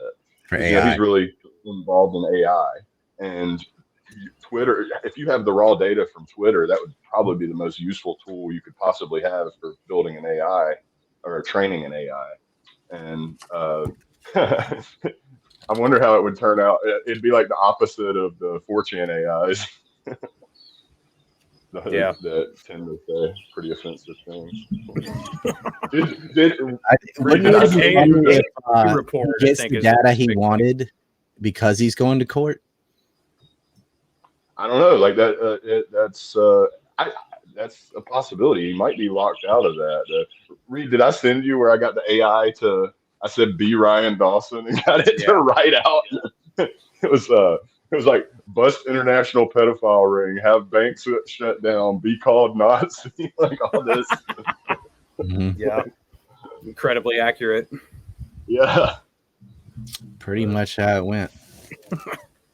So Ryan, I just mentioned you lost your big account in 2020 from Black Lives Matter went after you. 2019 maybe. 2020? No, it was before COVID. Yeah, 2019. It was after Epstein got arrested, just barely after. And I was like, he's gonna die. Okay, so that's I think the last thing I tweeted was like Rodney Mullins broke physics, which is true. Professional skateboarder. He's really good. He broke physics. It was 2019, I believe.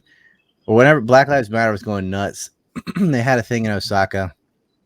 They're all threatening to kill me and beat me up and stuff. So I just went there in Confederate everything. Same shirt I wore to the New Mex thing. And I brought you that shirt. In real life. I'm like, yeah, this is that shirt from H.K. Egerton. Yeah, H.K. Egerton. That's right. You sent it to me. He's Chad. We should have Larkin Rose on Four Horsemen. We should. I will email him and that stuff. Yeah, I would love to do that. He's great. That's a more philosophic anarchist that I could deal with.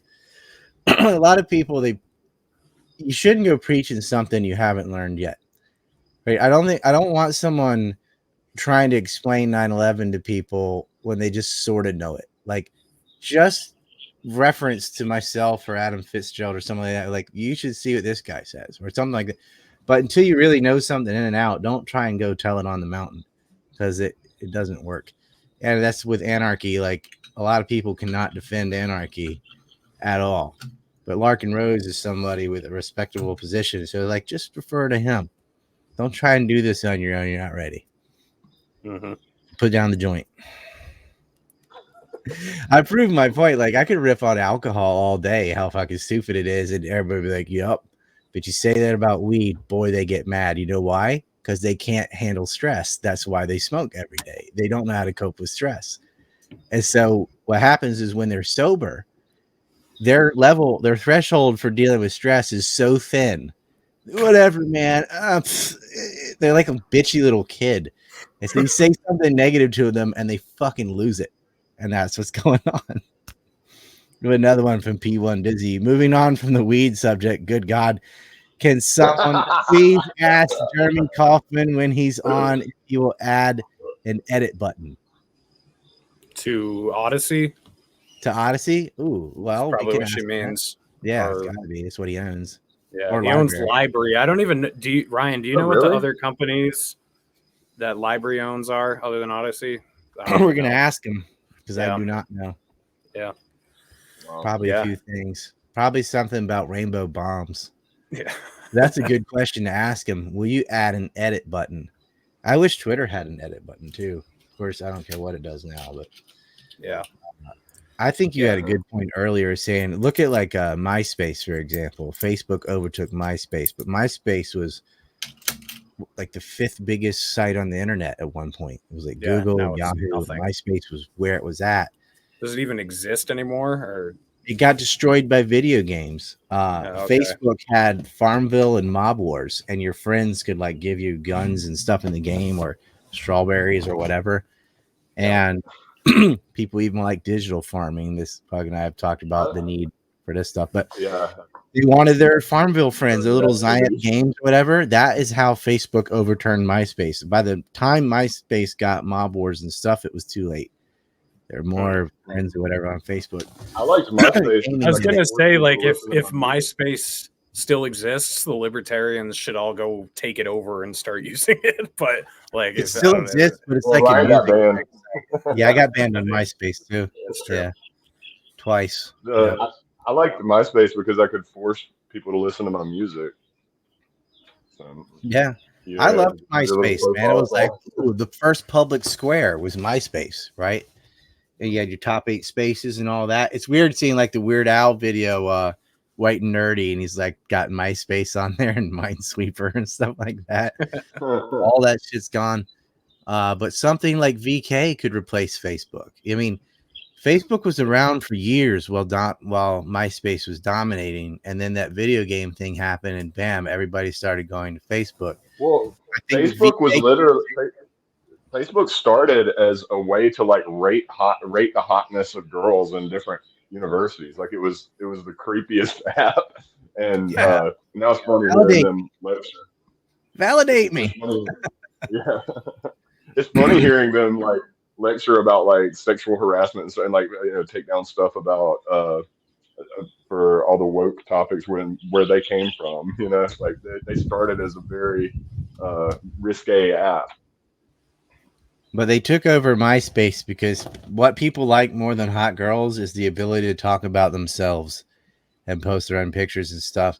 And MySpace had that. And Facebook deceiving pictures of themselves that makes them look taller and thinner and in better shape. Right. Once you could edit photos, it was on. Women's became like professional photo editors. Everybody's hot online or whatever. Everyone's like 2 points more than they really are online versus the real picture, especially with women at least. Oh, yeah. And that's how it happened. I'm telling you, a lot of men have no idea how to video games. Guys too. It was the video games that did it. It was Mob Wars and Farmville that got everybody going over there. Well, I'm just going to go over there to do my game. And eventually they just sort of started hanging out more and more on Facebook. And then Fox bought MySpace. Saw a lot of the left or just people who were sane just said, oh, fuck Fox, I'll go do Facebook, And then they sold it to Justin Timberlake too late. That was back when Fox was the crazy, stupid one. Fox used to be the worst one. I mean, they were like the biggest cheerleader for the Iraq War. Deal. Bill O'Reilly made me think I was a liberal in high school. Right. Yeah. By the way, I can vouch. He too, hitting on his interns and stuff, and be like, "I want to have a loofah and rub your breasts in the shower and stuff." Remember that? He's on tape saying that. He should have worked at CNN. That do it live. I guess it was with a woman though, so it couldn't be CNN. But yeah, that's true. They were of age too. So yeah, it's true. They're of age. CNN had 3 gay pedophile producers in a row. Amazing. Hey, maybe the libertarians can take over Vampire Freaks. That's a deep cut. Like it was an old goth. Yeah, it was a goth social network that was really popular in like the late 2000s. Maybe we can take over that one. Comment channel says, Ryan, whatever happened in the payment processing servers on the Indian reservation, did that fall through when you had a fallout with Man Bun, Addy? Whatever. Now, Addy has nothing to do with that, and I don't think he's even Indian. He might be. I don't know. His hair's black, but no, he had nothing to do with that at all. That is the Blackfoot Reservation, and as far as I'm keep getting sold, it's like the Hollywood thing, like hurry up and wait. That what fucked it up was the Canadian trucker rebellion, and I totally support the truckers, but it did fuck up what was going on because a lot of truckers are natives and weren't working and wouldn't get vaccinated, and they put all these restrictions and stuff on them. Now they did build like $400,000 worth of infrastructure, but it's like things they desperately needed, like sewage treatment and things that you got to have all these things first before you talk about computer servers. And so that's the last I heard of it. And my contact for that is like a super off the grid dude that's very hard to reach. I call him periodically because I have my own money invested in that. But it's nothing I can control. Like, I'm not asking people to give them. I just said there's this thing like twice that's something I'm working on, but I never told people how they could work on it because I'm like, well, hold on, because I'm not in charge of this.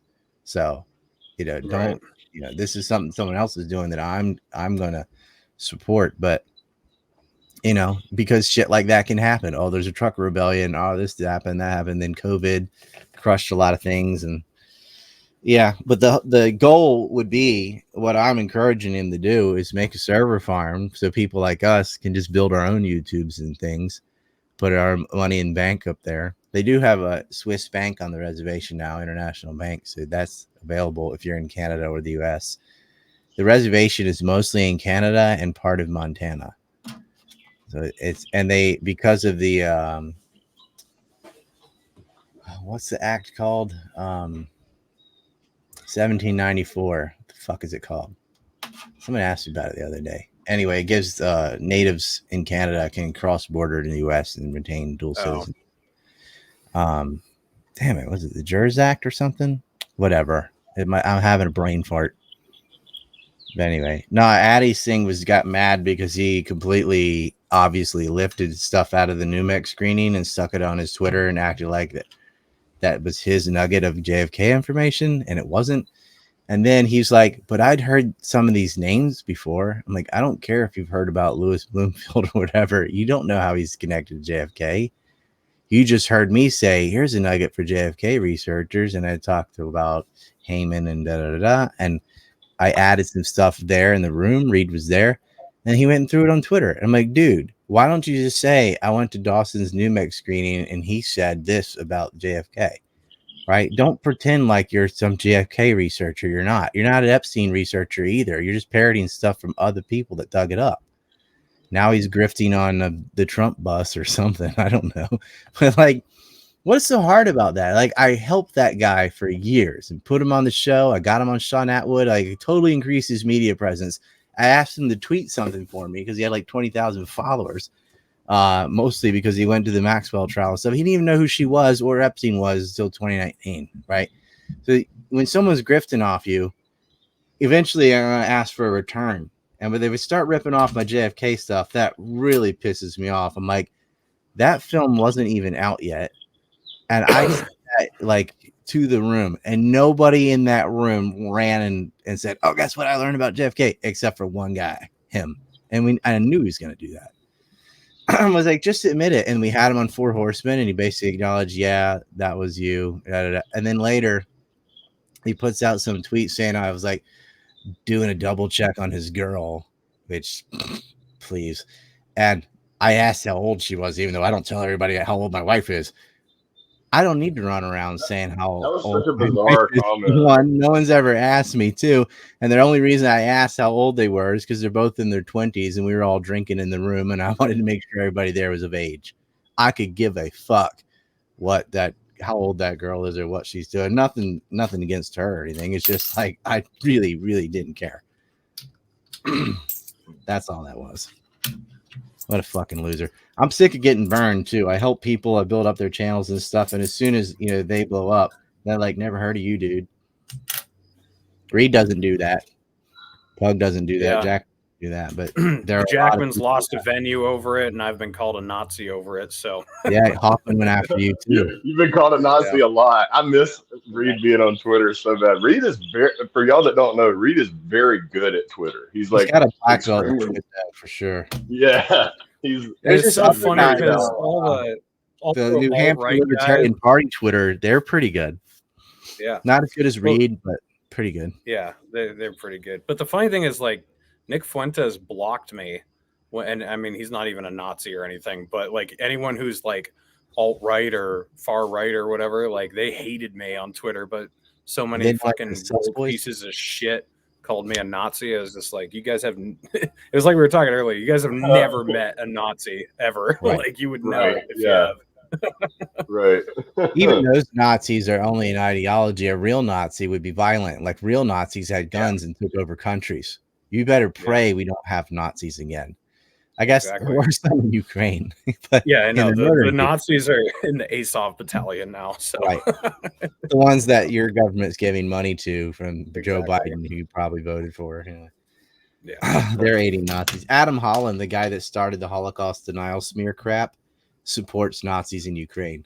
He's calling me a Nazi while he supports actual Nazis in Ukraine. Yeah. That's screaming in pain as they beat you. Yeah.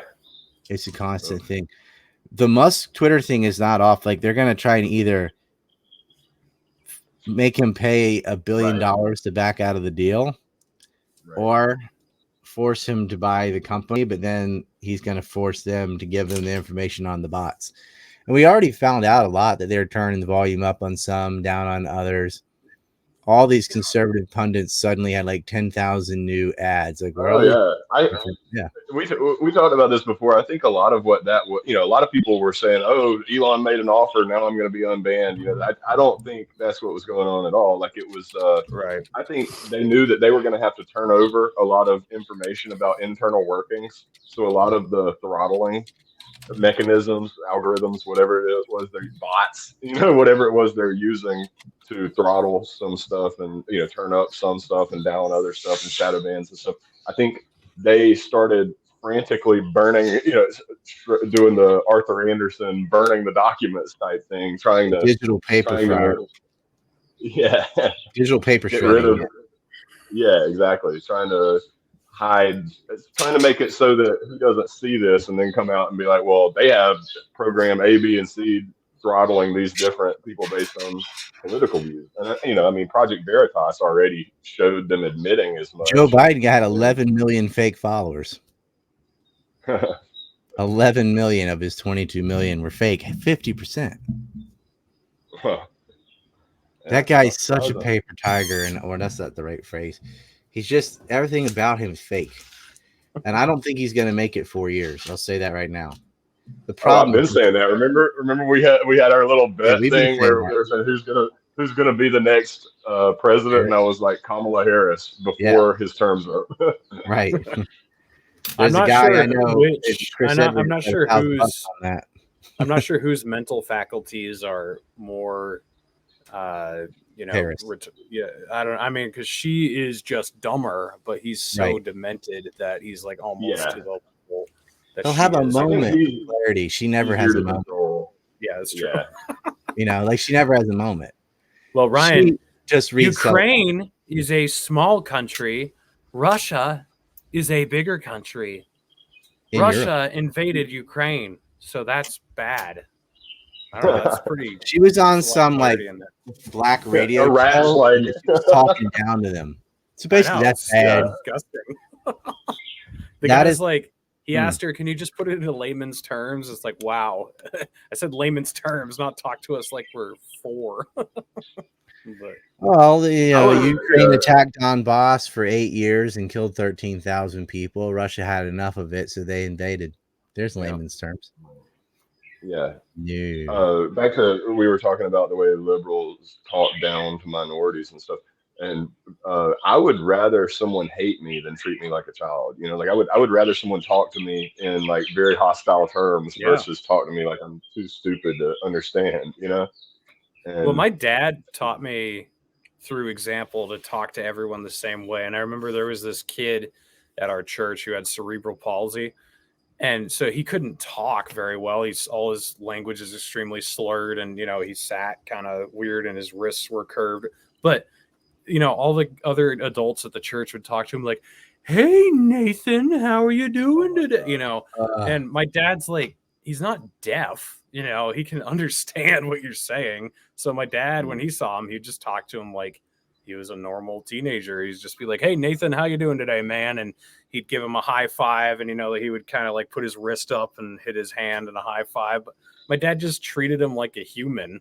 And when you are demeaning to someone, you're dehumanizing them. You're treating them like they're subhuman. It's so disgusting. But that happens to people with cerebral palsy too. I have a cousin, like he couldn't talk until he was about 16, and this is after brain surgery and all this. He has really, really bad cerebral palsy, wheelchair bound. Yeah, same with this guy. Locked hands and wrists and things. He had like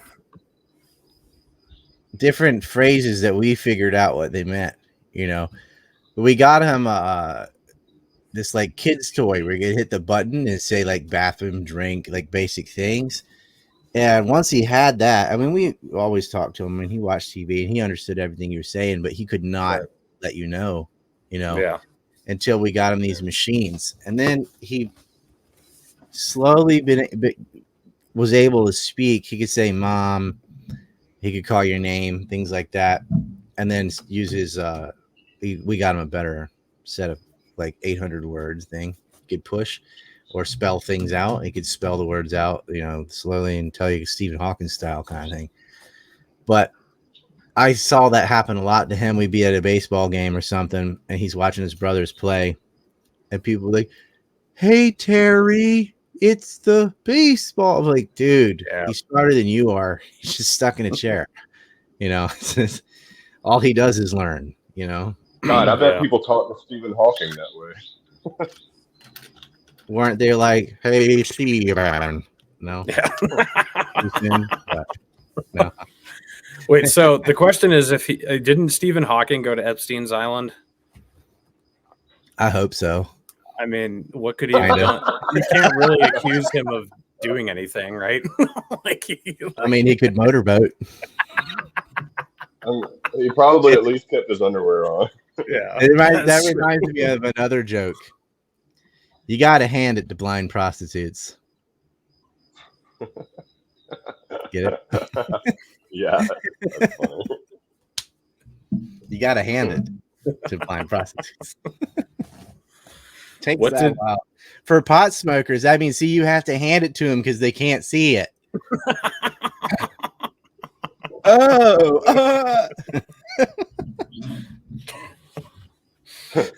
Alcohol is kind of like the potheads are going to be the new gingers because they get triggered. So, like redheads, no, right? No. I think alcohol is the gingers because you can say whatever you want about that, and the pot would be the group you can't.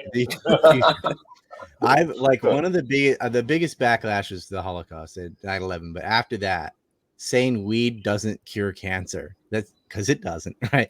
Boy, oh man, I pissed off the fucking beehive with that one. They're like, yes, it does. There's 228 studies. They go in vitro, no in vivo. They don't know the difference, Like, weed cures cancer. I'm like, it's just big pharma is covering it up. I'm like, okay, this is like, you're making me hate. I don't hate everyone that smokes weed. I just hate the dumb ones, which is all of them I've ever met other than Horton. No, no, it's like 80% though. Yeah, I mean, most pot smokers that I know, they act like, oh, it's not addictive, and oh, it's not, this, oh, it doesn't. But everyone I know is addicted to it. Everyone I know is out of cardiovascular shape because they smoke it.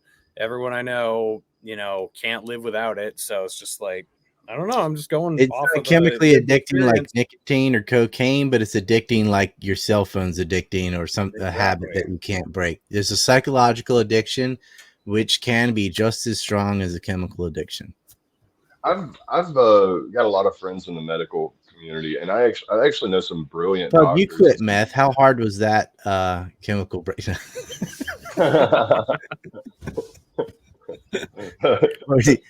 a lot of pharma people. He used to work as a PR for Pfizer, right? Yeah, now I just volunteer and do it for free, right? But I've got a lot of friends in the medical community, and I know some like doctors and surgeons and researchers that are total potheads, like, or at least, and I say that actually that's probably a mischaracterization. People who use marijuana, but like there is a difference in abuse and use, and these guys are the exception to the rule.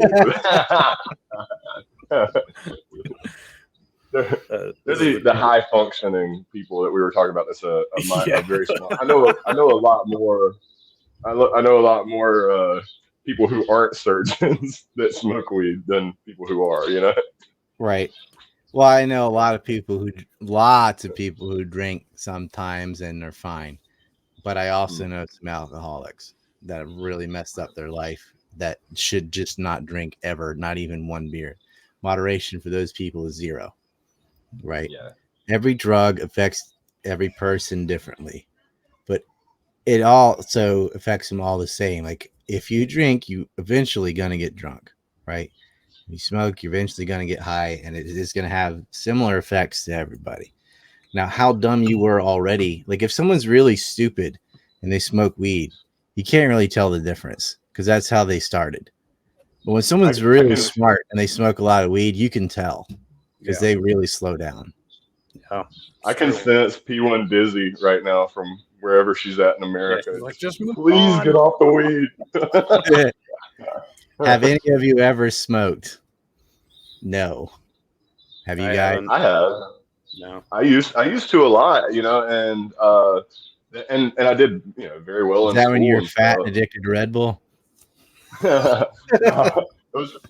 Well, actually, yeah, that did overlap, but I mean, I did really well in school, and but what got me off of it was I think weed would help you in school, because school is full of just monotonous busy work nonsense, right? And if you're high, it's not so bad, And for me, like I especially high school, but college too, like I would read the whole textbook and like enjoy it and like actually enjoy absorbing the material. So like the rest of the time there was just boring because it was like we already covered, in high school, it was like we covered this every single year. Or are we seriously gonna go? But anyway, what made me quit though was, so I had done it so much that it didn't affect me really. I had a tolerance. It's like if you're an alcoholic, you're not gonna get drunk off a drink, like. So I smoked like last night. A certain that wasn't me. That was a certain snow person. Yeah, one of our snowmen got drunk on beer. But what got me off of it actually was, I think because he metabolizes things so fast that he just got all the alcohol in his blood instantly. Yeah, how do you get drunk off beer? It takes a lot for me now. A lot of beers. I'd have to have an empty stomach in order to fit that much in my stomach at this point. Probably. Yeah. A funnel. Yeah. But what actually got me off was I had gotten such a tolerance where, I mean, no one in my family, no one I worked with knew that I smoked because I was, I had a tolerance. I wasn't getting like really messed up and, or anything like that. It was just, I'd just be like normal because I did it so much. But then when I went to Japan, it's super illegal there. You know, like you get banned from the country if you get caught with weed. Really? And oh yeah, if you're a musician, and I was there with a bunch of musicians and stuff. Like if you get caught with weed, they will go remove all your albums and stuff. If you were in a TV show, they'll go censor you out of the TV show, and that's not even the law. That's just the culture. And so it's extremely strict. And so I was like, it's just not worth it. I'll just not do it for a little while. And then I came back, and in Oregon, the marijuana is weapons grade. Like it's extremely strong. And I was like, this is not fun. This is not I just hated it, and haven't since. Like I think that's a good idea with any kind of substance, or like any alcohol, nicotine, anything, is to take a break sometime, see what life's like without it. And it might not be as crucial to your lifestyle as you think it is.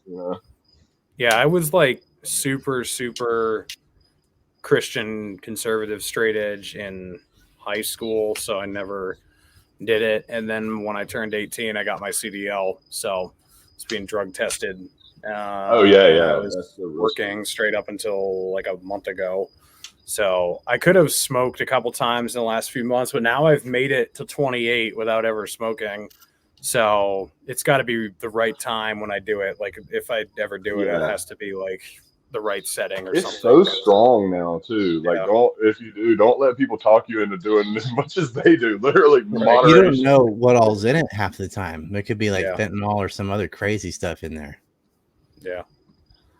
There's it's changed so much. Like the weed that's available now is not your dad's and granddad's marijuana. They've got stuff that's 38% THC, which is, the hash wasn't half that strong before. Like you're talking about a plant that's almost 50% one chemical. Like that's insane. Yeah. And, P1 Dizzy. I'm sorry. I keep doing the tie thing. Like we should have called this. We should have called this the weed episode instead of the Twitter episode. We talked a lot more about weed. Right. I hope he still gets the deal, even if it's not at the lower price, because the stock is tanking. It's whatever. Because I think if he got real control, got to clean it up, bring back the permanently banned, and just say you can say whatever you want as long as it's not against the law, that the stock would go through the roof, because it would be entertaining and fun again. Twitter's boring because nobody cool is allowed on it. Yeah. They sanitized it. If anybody with a real opinion, it's all just leftist garbage. And when they banned Jordan Peterson today, about 8 hours ago, I guess it could have been yesterday, he did a scathing analysis of Twitter on psychology. That was pretty good. I usually think he's just kind of a muppet, I don't want to say that because, but not when he talks about Nietzsche or Jung. I know he gets Young. He's great on Nietzsche. He's fine when he's talking about his own field, for sure. He's a professional and not dumbing it down for middle schoolers. Yeah. Anyway, he did a really good bit on the hostility of Twitter and how the reward system in Twitter, like, somebody else builds up a reputation, builds up a following from merit, skill, social contact, all that. Right.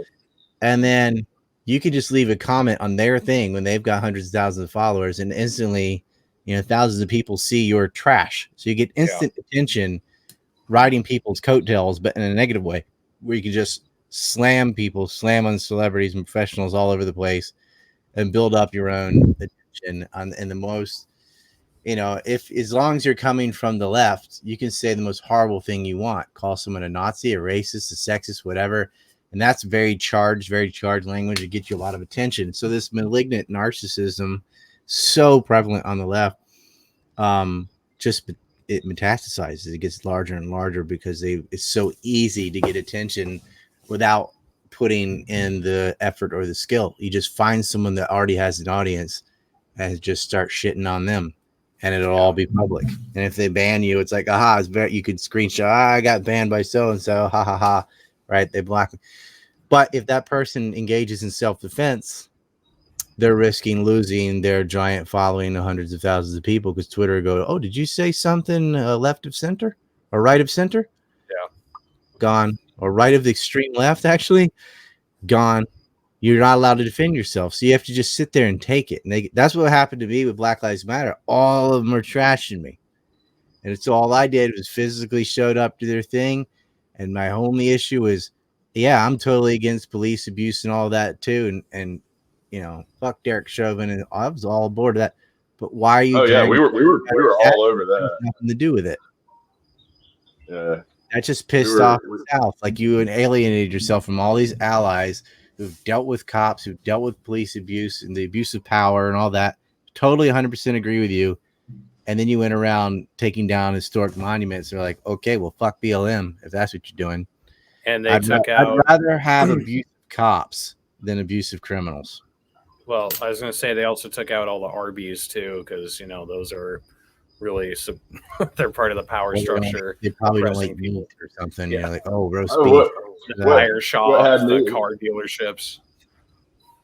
We were covering that. This was back when we were still on YouTube, so when all the initial BLM riots and all that was happening, we were streaming very regularly. And one thing that we were kind of divided about, you know, everybody to begin with was like, you know, they're attacking random businesses and that's not cool. If they have an issue, they should go after the government stuff. And then in Portland, they start burning down the federal courthouse, and we're like, I mean, it's Antifa, you know, but. Yeah. At least it's not the hardware store.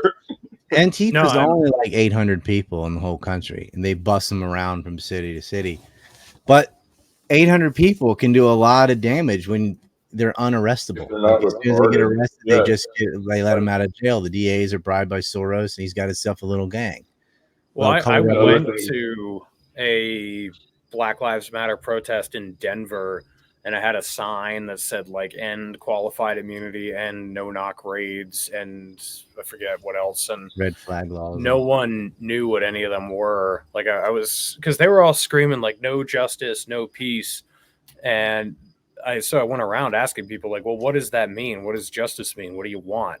And they're like, we need to end like systemic racism in the police force. It's like, okay, what does that mean? How do you end systemic racism in the police force? Like, how about policies? Like, if we get rid of these policies I have right here, you know, then you'd see some, but only like 2 people out of like 100 that I talked to even knew what I was talking about. And after that, I was like, this is just a joke. Like, there's no serious.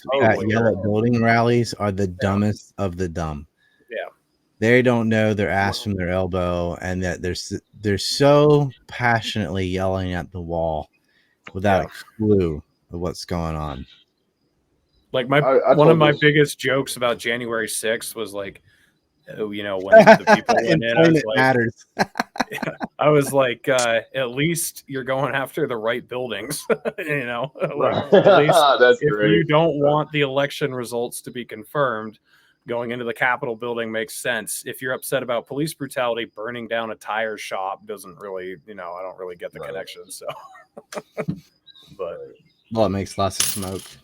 Yeah, I remember the woman filming the people protecting their own store. I mean, like, they's racist. They won't let us loot their store.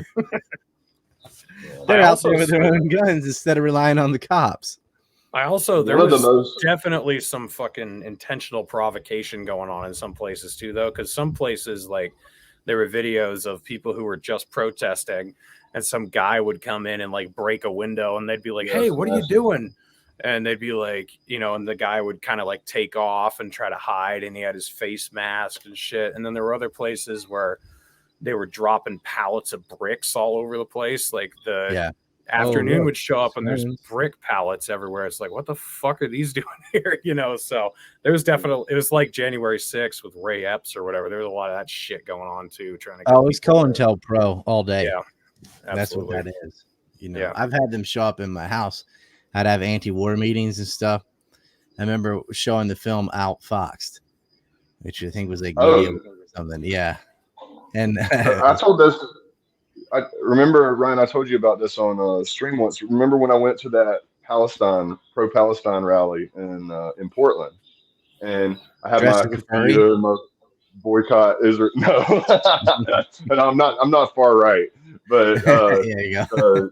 I had my boycott Israel shirt and the keffiyeh and all that, and there were a lot of well-intentioned people there. Of course, most of them. There's a lot of overlap with some of the far left stuff because of, just where I was.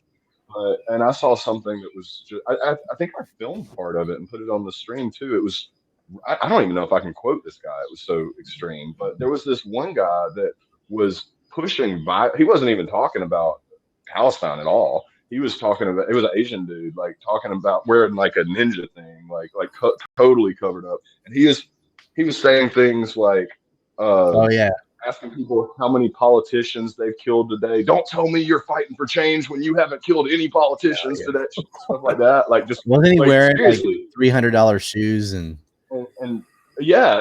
I actually said that to him when he was talking about communism and stuff. I was like, dude, you're lecturing me about communism in your $300 shoes and your iPhone. Like it's or about capitalism was what. But and he was saying like it was just so Fed posty. He was saying not to read basically. Don't read any communist literature. You just need to be killing white people and politicians. And like all the like Arabs in the audience are just like looking at each other like, can someone get this guy out of here? Like we're all gonna get raided.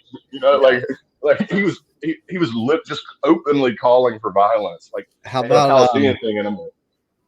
Guns are banned in Japan, so somebody builds one and shoots the prime minister, of consecutively 8 years, 9 years, the longest reigning prime minister in history, gets killed by a guy in Nara, which has had no shootings or violence since 2005. Never had a shooting, actually. That was nobody even been murdered in over 17 years. Guy builds a gun and shoots him. America's got millions of guns, and all they do is shoot each other. Not one politician gets popped. Yeah. We got millions of guns. The only reason for a gun is to kill tyrants, and you all sit there and shoot each other. Japan, they won't let them have weapons. They build them and they shoot the ex-prime minister. The prime minister, yeah. Oh, in Asia they kill the hell out of politicians, like in just about every Asian country. Hey, did you see Sri Lanka recently? Oh yeah, we were talking last night. Like if there was an equivalent in Japan or Philippines or Thailand or really anywhere of like a Trump or a George Bush or Barack Obama or anybody, any Clinton, any of those people, Asia wouldn't put up with it. No, if you acted like that, you'd get killed for sure. Yeah, for sure. Mm-hmm. And it's funny how America has this reputation of being like the tough guys or whatever. South Korea would torture you. I mean, they the last 3 presidents in a row have gone to jail. So what do you think would happen if something like that happened in America? Do you think they'd just machine gun them as they stormed the building like that, or would they just let them get away? Well, you wouldn't be able to make a homemade gun and pull it out and shoot 2 times without anybody reacting, but you could hit someone with a sniper rifle, whatever. I'm not going to give any ideas, but like if you wanted to take out, I keep censoring myself just the context. Well, I just mean like what happened. Just put roofing tacks on the bridge out the back of a van as they're driving by in their SUVs. I mean, if they're hypothetically in Minecraft and what? No, I mean, there's ways you could do it, but I mean, like what they did in Sri Lanka, like straight up storming the building. Storming the palace. Well, they'd already run away, so there's no one there. I was surprised they didn't drone strike us at the Ron Paul convention. Yeah, I know. You, me, Scott Ritter, Dan McAdams, Ron Paul, Lou Rockwell, whoever else was Thomas there. Pete Jonas was there. Phil Giraldi. Yeah. Phil Giraldi was there. Yep. That last little tangent reminded me of the Ricky whitest from kids Trailer Park Boys. Remember the whitest kids you know thing where Trevor Moore saying, "Did you know that it is illegal to say?" Yeah. I'm not going to do the bit. I wish somebody would kill the president. Oh my God, why is the president still alive? Somebody that would be him. so that illegal. Would be illegal to say if you said that. And, yeah, I met him. He was really cool. It's real sad that he died recently, but he was funny. And that his Moon Bears thing was so great, where he's like being the president, saying this most insane stuff about like bears on the moon or whatever. That some journalist is like, "Did we just invade Iran?" And he's like, "Oh, you got me." We're talking about moon bears. That's something Elon would do. We're going to colonize Mars in his lifetime. He focuses completely on how hard it is to get there, not the fact that there's no magnetic. That dude is the world's best, world's greatest at getting money from the government. He is like the ultimate welfare queen. He's a professional government grant getter. I said yesterday that we haven't had anyone get more government grants since General Grant than Elon Musk. Reed, you got to come on these nighttime streams we do sometime. I'd love to, now that I actually have a schedule I can work with. So yeah, we can do it. Maybe people will shekel in. I don't know. But the VAR got pretty hammered because we spent 24 days trying to get a plugin for a donation progress VAR. It's so much headache. I'm not even going to explain. We finally got it to work yesterday.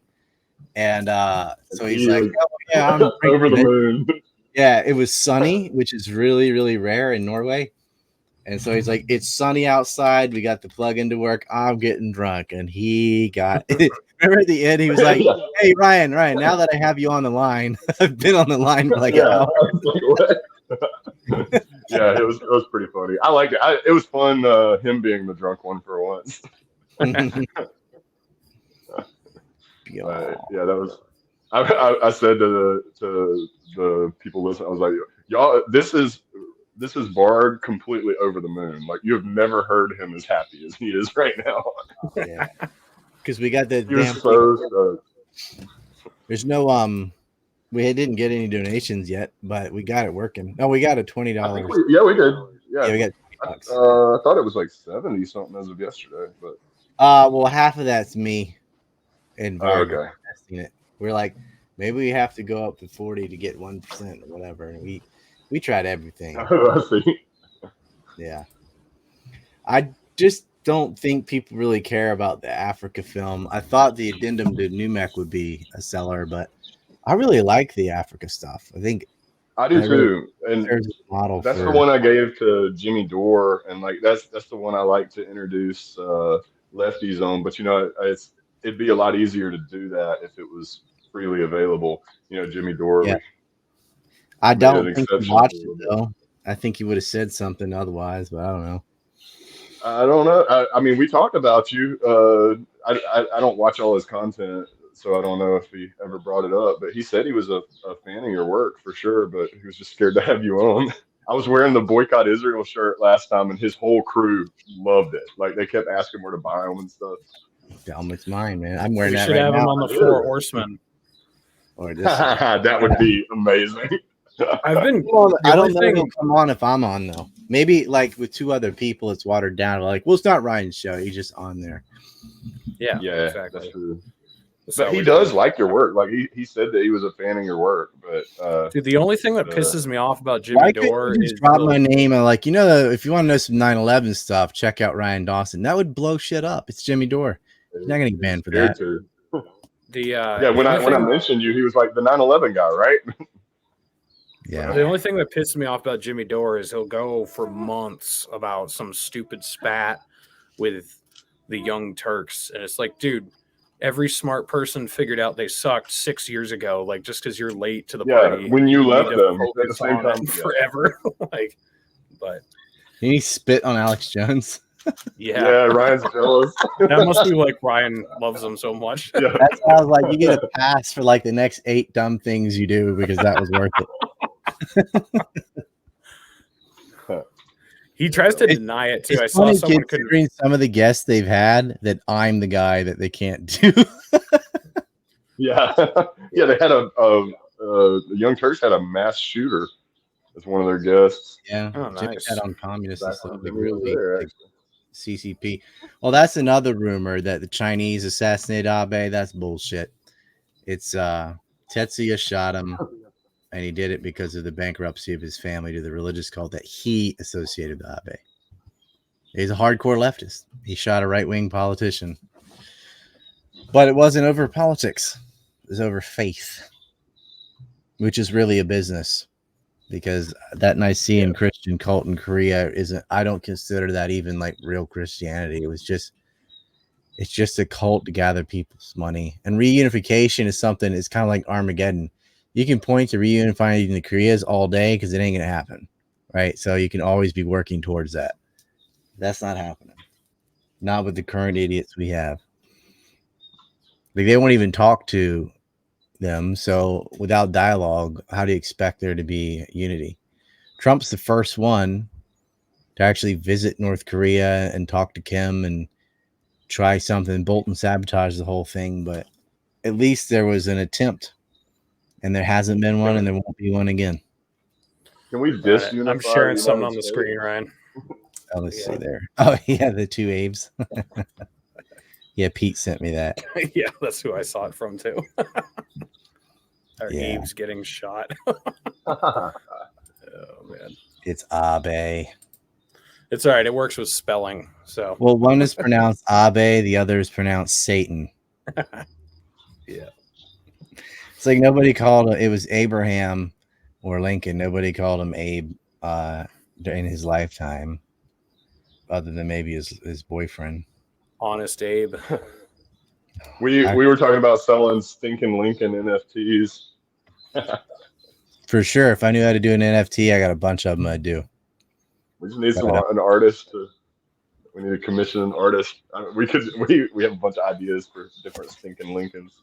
I would buy one. I think FDR and Lincoln and Reagan were all great presidents. I don't know what you guys are talking about.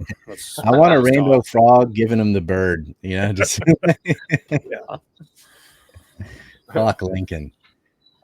Thomas Del Renzo is coming on the show. That's gonna be awesome.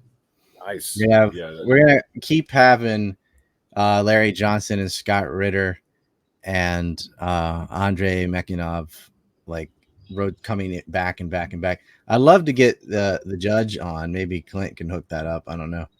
But I can ask him. I'm gonna see him this week. I'm going to Vegas for Freedom Fest for the next 5 days. It'd be great if Napolitano saw the Numek film.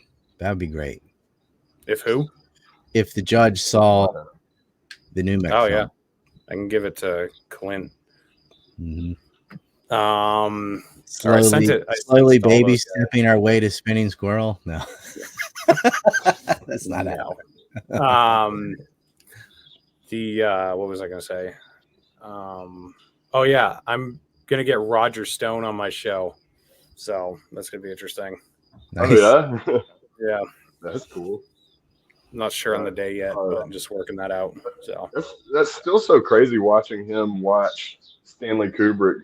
How I Learned to Love the Bomb thing with Dr. Strangelove, watching it with Putin. Imagine sitting watching Stanley Kubrick movies with Putin. Based.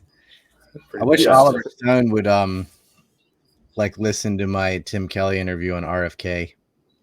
What do you think? Would he do Four Horsemen? Because he's already been on Clint's show, and I'm going to get him on mine. Do you think we could warm him up to it? Why not? I mean, why not? That'd be cool. I was telling Ryan. Does he know who you are, or have you guys ever interacted? Or I don't know. I don't think so. I doubt he knows any of my stuff.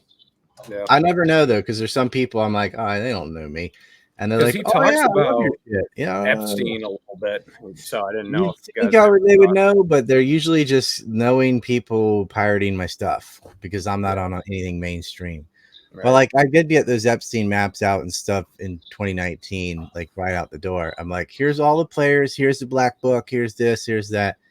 But right when I did that, my account got suspended for 90 days, and I had to go to Ireland and all that. But yeah, I couldn't do any follow-ups. By the time my YouTube had been returned, he was already dead. Yeah, Maxwell was at large. I said where she was. I called it on the Atwood show too. Because everyone's saying he's in France, he's in Israel. I'm like, no, she's in the U.S. in the Northeast, because that's where her sugar daddies are. Her power of all places. Yeah. Mm-hmm. Yep. Reed was harboring her. Yeah. No, I was out in Utah when she was in New Hampshire. So. Oh, sure. Did you say New Mexico? Yeah. Yeah, exactly. Bill Richardson, my good buddy. Yeah, they're all talking about tunnels and all this nonsense. They tried to kookify that one too. Yeah. It's like if the sober voice isn't there to correct it, the kooks take over. And because people like myself keep getting censored, the narrative just becomes QAnon stuff, right? QAnon got the way it was because there's no everybody to lead the it. sheep to the right place. Like they don't even know what they don't know. But like you said at the beginning, if they get a few names to look up, like Glenn Dubin, for example, the info is there. Yeah. I mean, I keep putting it on. The problem is you have to know what you're looking for to be able to find it. You know, you have to like if it's like SS even Patria, look it up, Google it. Right. Now you know. Like, but there's so many things that people don't know, and that's why I'm like, go watch NUMEC, write down some names, you know, maybe pop up a cold one or a joint or whatever, and then sit there and read about them because it's endless. Like once you know about Meyer Lansky, holy crap, you've got a week's worth of reading to do. Yeah, I mean, as much as into 9/11 stuff as I was very involved in it. I started a bunch of organizations on campuses and stuff. Like, as much research as I'd done, and I never saw any of Ryan's stuff for like 10 years. And that's the entire Anthrax portion, Ziad Al-Jara, all that is unique to my work, or it was. And so you'd be missing all of that. It was the first prevention system sabotage and all that. No one knew about that. I dug up that story with Catherine Smith. Oh yeah, I was stoked when I found your work because it was like all the stuff I had been trying to learn about, and and the whole movement was so kookified, you know, like it was just impossible to find any good info. It's and then I was like someone wanted to retard the whole thing. Yeah. Bernie Sanders to the woodshed is how I found Ryan. I was really dude, that one got censored like 8 times. Yeah. Oh, it was funny. It was kind of like how I supported Tulsi in 2020. So I supported Rand Paul in 2016, and then Trump was just a bridge too far for me. So I was like, all right, I'll check out this Bernie Sanders guy. Apparently he's anti-war and everything. And then I found Ryan's video, and I was like, oh fuck, never mind. I guess not. So Ryan saved me from accidentally going down that cult. So they banned that video so many times, and I've just calmly went over the facts, showed his voting record. You know, there's no opinion in that video. It's a woodshed. Yeah, you know what's interesting is Carrie Wedler made a similar video about Bernie Sanders. I love her. She's great. She said that was her most banned video too. So something about Bernie Sanders. Yeah. Can't go after. I mean, we were still in California. Is she what? Is she still in Los Angeles? I don't know. I haven't talked to her in a long time. But. All right, well, because out there it's just the worst, man. Like, we were this close. We were this close to the naturalist socialist. No, it probably wouldn't have happened. It would have been a nose holding situation, just like man. But, right. Yeah, I'm glad because there's so many people though who, for the last several years, they've just been shocked at how much Bernie has been selling out. But if you know that he was never legit in the first place, you realize he's not selling out. He's just being exposed as a fraud the entire time. That was a video follow-up to Bernie to the Woodshed was Bernie Sanders didn't sell out. He's always been this way. Yeah, I think that's the title or something. It was like 14 minutes long. Pretty good. I just don't take politicians and media people in good faith to begin with. Like, I don't think if they say they think something or they got a position or whatever, I don't think why do they think that way and argue that way. I think why do they want me to think they think that? And my favorite analogy is it's like thinking the stripper is twerking in your face because she likes you. You know, it's like they're being pragmatic. And I think, you know, there's very, very few. There's Rand Paul is good on most things. Then Thomas Massey's fantastic. As Reed likes to point out and finally made me acknowledge, Marjorie Taylor Greene is better than most. Jim Jordan's face. Dude, it took me a while to warm up to her, but she is like pretty good on a lot of things. It's kind of amazing. She's gotten better because she actually listens to her constituents. We got a quick message from our sponsor. If I did this. Proud producer and proprietor, patriotic projectile party poppers. Got some uppity brown people making trouble for your empire. Replace them with a charred freighter and a cloud of white smoke. So remember, if your next geostrategic boondoggle going awry, don't call us, we'll call you. Introducing Cognitive Interrupter Alpha. Oh yeah! Oh no. Oh yeah? No. Scientifically formulated by men who look like doctors. This supplement has been proven in over 1.5 studies to heighten critical thinking while simultaneously preserving your myopic Abrahamic nationalist worldview while still keeping you on a short leash of ignorance and fear. Results may vary from person to person. may take 104 weeks to see lasting results. If warts appear... Hey, Doc, what the hell is this? I don't know, but it don't look right. Please contact your local Jonestown chapter. And remember at checkout, select auto shift for a sweet 45-degree win. The globalist Luciferians and their Islamist supplicants are pouring across the borders of several Western nations, including our own. The thrust of their zeal threatens to violate the sovereignty of our way of life, but we can never let it threaten our bodies. Presenting Homogard, a male chastity phallic blocker. It's designed to prevent any jihadi penetration to your rectum while applying moderate pressure to the prostate gland to promote your masculine vitality. Homogard. It is also equipped with an array of nodes to detect the brain activity of any potential Wahhabi salami near you, which will silently alert you with a subtle vibration. Oh my god. This is a true breakthrough in health and defense, but don't take my word for it. Homogard made me feel safe, but I'm insecure in a whole nother way now. I never knew just how many Wahhabi terrorists were near me all the time. Thanks, Homogard. It's not a stretch of the imagination that our own bodies are under threat of an invasion, because Homogard has stretched out far more than that for me. We can and will defeat the globalist scum on the home front, but we need to make sure we're well protected around back. Homogard. Good stuff. Want a casual dining experience that's as creepy as it is fun? We have an abductable, delectable selection of cheeses and sauces. And don't forget hot dogs. Featuring wholesome live music entertainment that's not at all hypnotic. Go balls deep on one of our many ping pong tables. Then come deep inside and see our newly renovated soundproof daycare. They'll be fine. Try our all-new Spirit Kitchen soups and salads. What the fuck is that? Don't let hunger get away with molesting your day. Pedos to pizza. Good times and creepy vibes, or we'll eat your kids free. You mean kids eat free? Yeah, what you said. Is that all of them? Oh, okay. That one's come back. I haven't seen the Podesta pizza one in a couple years, and I didn't get it the first time, but now I understand all the inside jokes. Yeah. Well, is that about Podesta or is it about Pedo Peter? Oh yeah, that's a good point.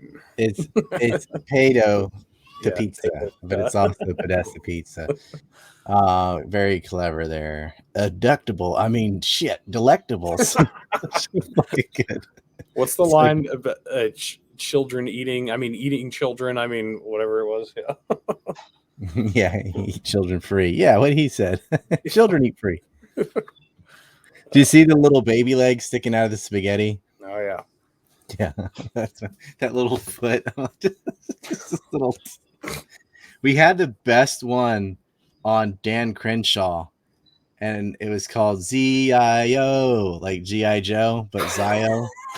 And he's like Z-I-O, and he gets all geared up, and there's like Antifa sitting on like big gulp Slurpees with all his acne and stuff in a car, and he lands on the car and kills himself and kills them too. It was going to be awesome, but then January 6th got rid of my artist, so it sucks. Yeah. He was great, man, and there's nobody on that level. This guy could have worked for like Adult Swim, Yeah. Some of those things are so good. If you haven't seen Space Kook, we have like hour-long episodes. Those are just commercials within the show that we decided to make commercials. Yeah. Except shout out to the New Mech editor. That guy did a fantastic job. That guy is awesome too. And for that, he's the best at that. Can't like create animations as well as the first anonymous person, but the New Mech people or person, what's people? I just messed that up. Okay, the New Mech people were very good. So hopefully we can stay on that level for the JFK film. That's my hope. What is your favorite of the Lotta Greed Martin, Homogard, CIA commercial, Pedos to Pista of those? We have the Don't Israel stuff too. I like the Don't Israel videos. Yeah, I love those. So the original one with Mimi and I is probably the best. We need to make some new ones next time where you're actually together, because we keep saying it, but we haven't done it yet. So we'll have to plan it out. I did one in Houston, but like we need Israel one. Clint's pants while he was in the pool. So Oh, that? Vince. Vince, yeah. See, he's always thinking of taking Clint's pants off. That's all it is. I mean, look at that Freudian slip right there. Little Freudian slip. Man. Yeah. That was bad. Does Clint know you were swimming with the pantsless Vince in the pool? Does he know? I guess he knows now. Sorry. Now Clint. he knows. He's gonna watch this. Yeah. Bart, He was, you like he was edit that drunk out? and being a little obnoxious. So when he went in his underwear, I took his pants and put them behind a door that locked. That if you went through, you couldn't get back in. Yeah, because Pug kept taking him out till like 6 a.m, like an hour before. Like Eric goes to bed at like 9, and then I'm like, okay, I'll stay up. And then it's like 1 or 2 in the morning, and I'm like, okay, guys, I'm going to bed. And you guys are like, oh, party pooper. I'm like, well, I heard that a bunch between. It was either Pug or Griffin every time. Griffin and Pug were the reasons Scott Ritter had that third beer. Yeah, when he said that on stage, he like looks at me. I was like, damn.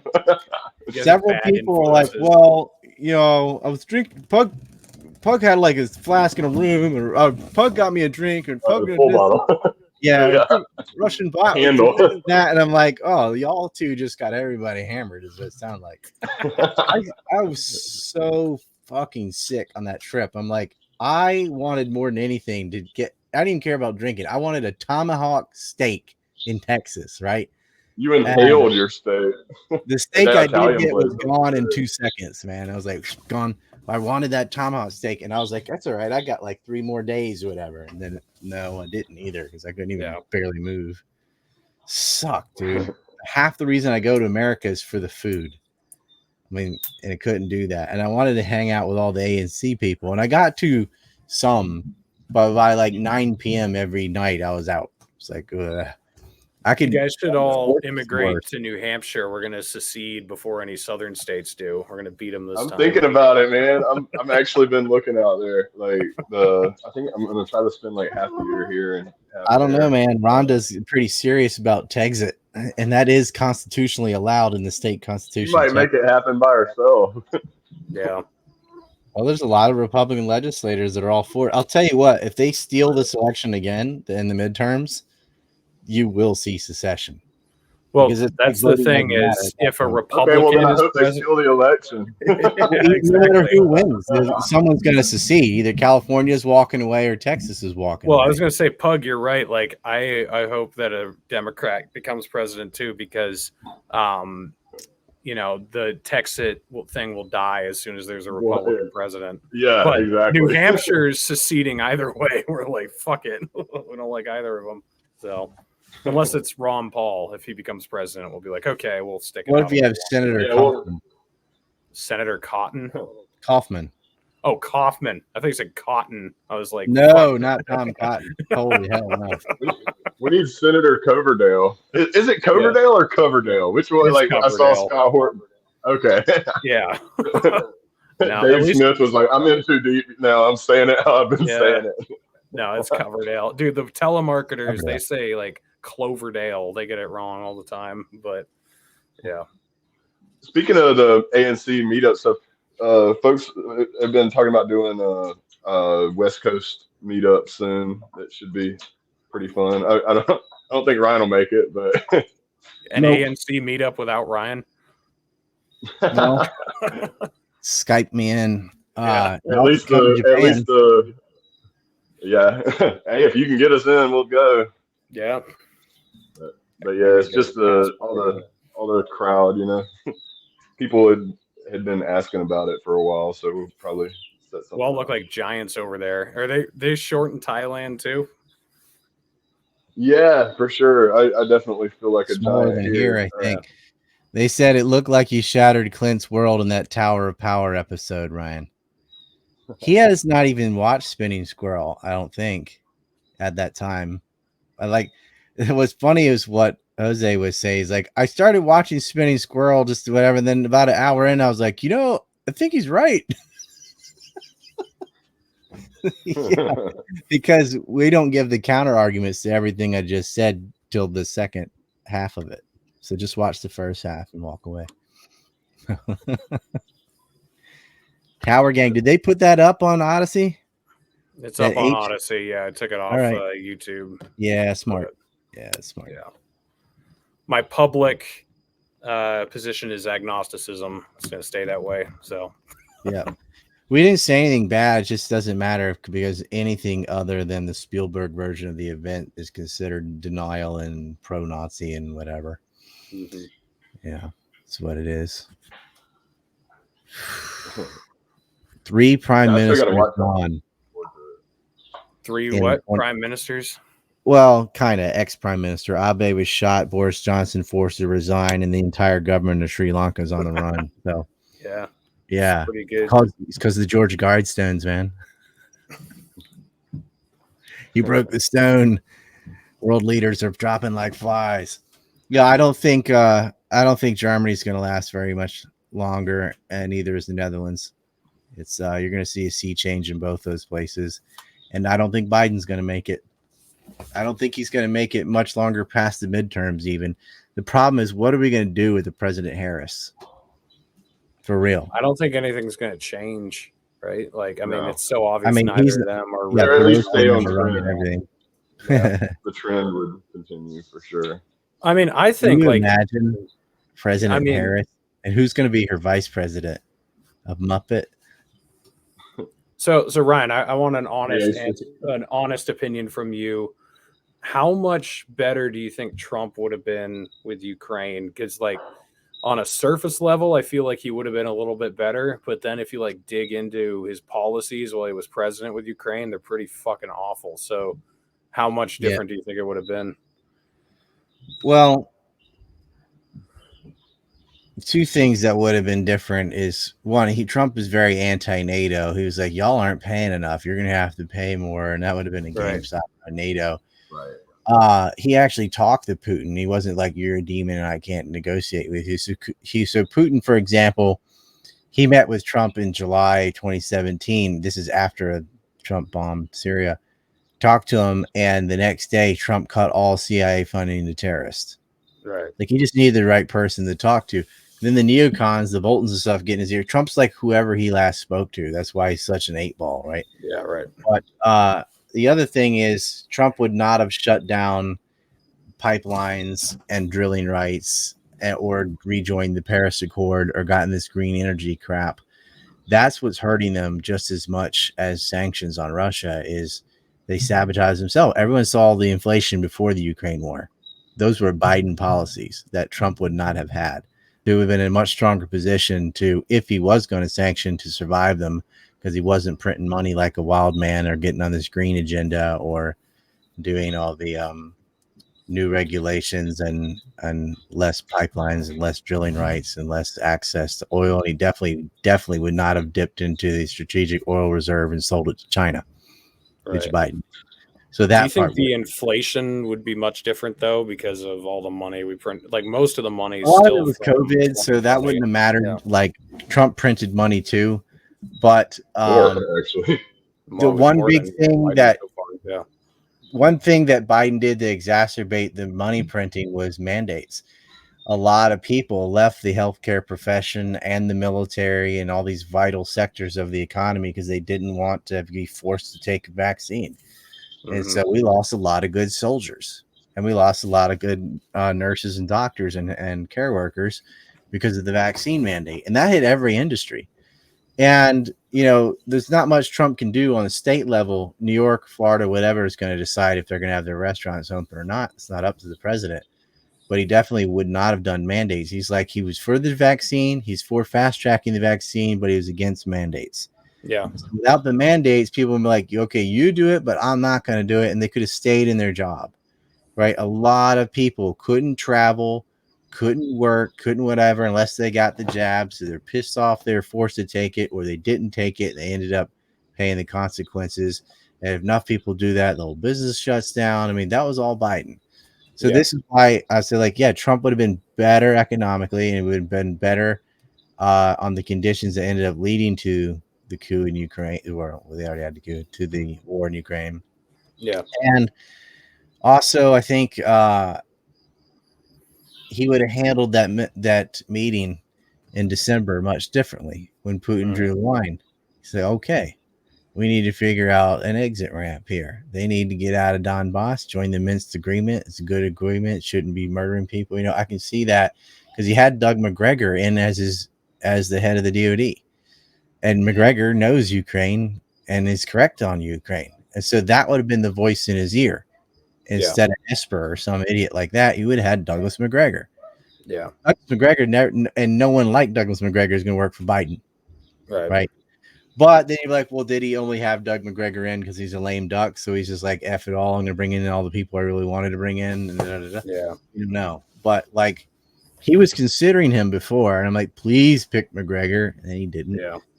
But that last month and a half, he had a pretty good cabinet. He had a good Secretary of Defense. Doug McGregor ought to be there now. I hope whoever gets in there next will choose him or someone like him. They should be in charge of these things. But yeah, it all would have been better. There wouldn't have been mandates, for one. There's still going to be a war in Ukraine because Zelensky and them were fixing on invading Donbass themselves in March, and Putin preempted it. But, he would have told NATO, that's your problem. You deal with Russia. I'm focused on our problems, our money. He'd be building a wall or whatever with money instead. So, I'd rather have a pointless wall that people can just get over with a ladder than murder people in Ukraine. That's fair. Hey, we could just bring the troops home and put them on the border, and we wouldn't need and then save money. Didn't he say Texas is like, you're not coming? We will arrest you on site now. Like that's what they're saying. Yeah, my cousin is in the National Guard, and he's in Texas right now on the border. So, or he's about to be there at least. I don't know if he's there yet, but I talked to him the other day. So they said you could you give a quick summary of what Reed Cooley's been doing? Like what? Yeah. So he had some sort of fallout with Young Americans for Liberty. And he is starting, I don't know how much he wants me to say about what he's starting, but he is starting a new organization. And he's also working. I'm supposed to talk to you about this, Ryan. He wants to get you on a new social media platform that he's working on with Ben Swan. I don't know if you like Ben Swan or not, but yeah, I like Ben. They got me on it, and I asked them if they want you, and he said sure. So if you want to try it out, it's called Sovereign, and it's free speech absolutist platform. So there's not a ton of people on it, but it's a platform. So what kind of, is it like a video platform or a podcast audio or what? It's like everything. So you can put anything on it. It's sort of like a mix of Twitter and YouTube, I'd say. So you can post links to anything you want on it, but you can also post full length videos on it. So kind of like Telegram. Yeah. It's more like Telegram actually, probably. But well, Ben Swan is doing it. And I mean, can I just restream to it? I'll have to look at it. And I was supposed to get. I talked to. I'd love to have a week ago, but I'd love to have Reed Cooley on sometime. He's doing some really cool. You met him in Houston. He was the other guy in the suit. He's the other Reed. Yeah. I was in Reed's Telegram. I feel like I'm lost in the Reeds sometimes. But, yeah, he's cool. He's a good guy. He's doing some cool stuff. And weren't in the Cooley trade, were they? No idea. But I'm going to be with him. He's going to be at Freedom Fest this week, so I'll be with him the next few days. So cool. Last names sometimes come from your occupation. Mm-hmm. Yeah, you kind of name. So that makes me wonder about the Northern General Hooker. Yeah.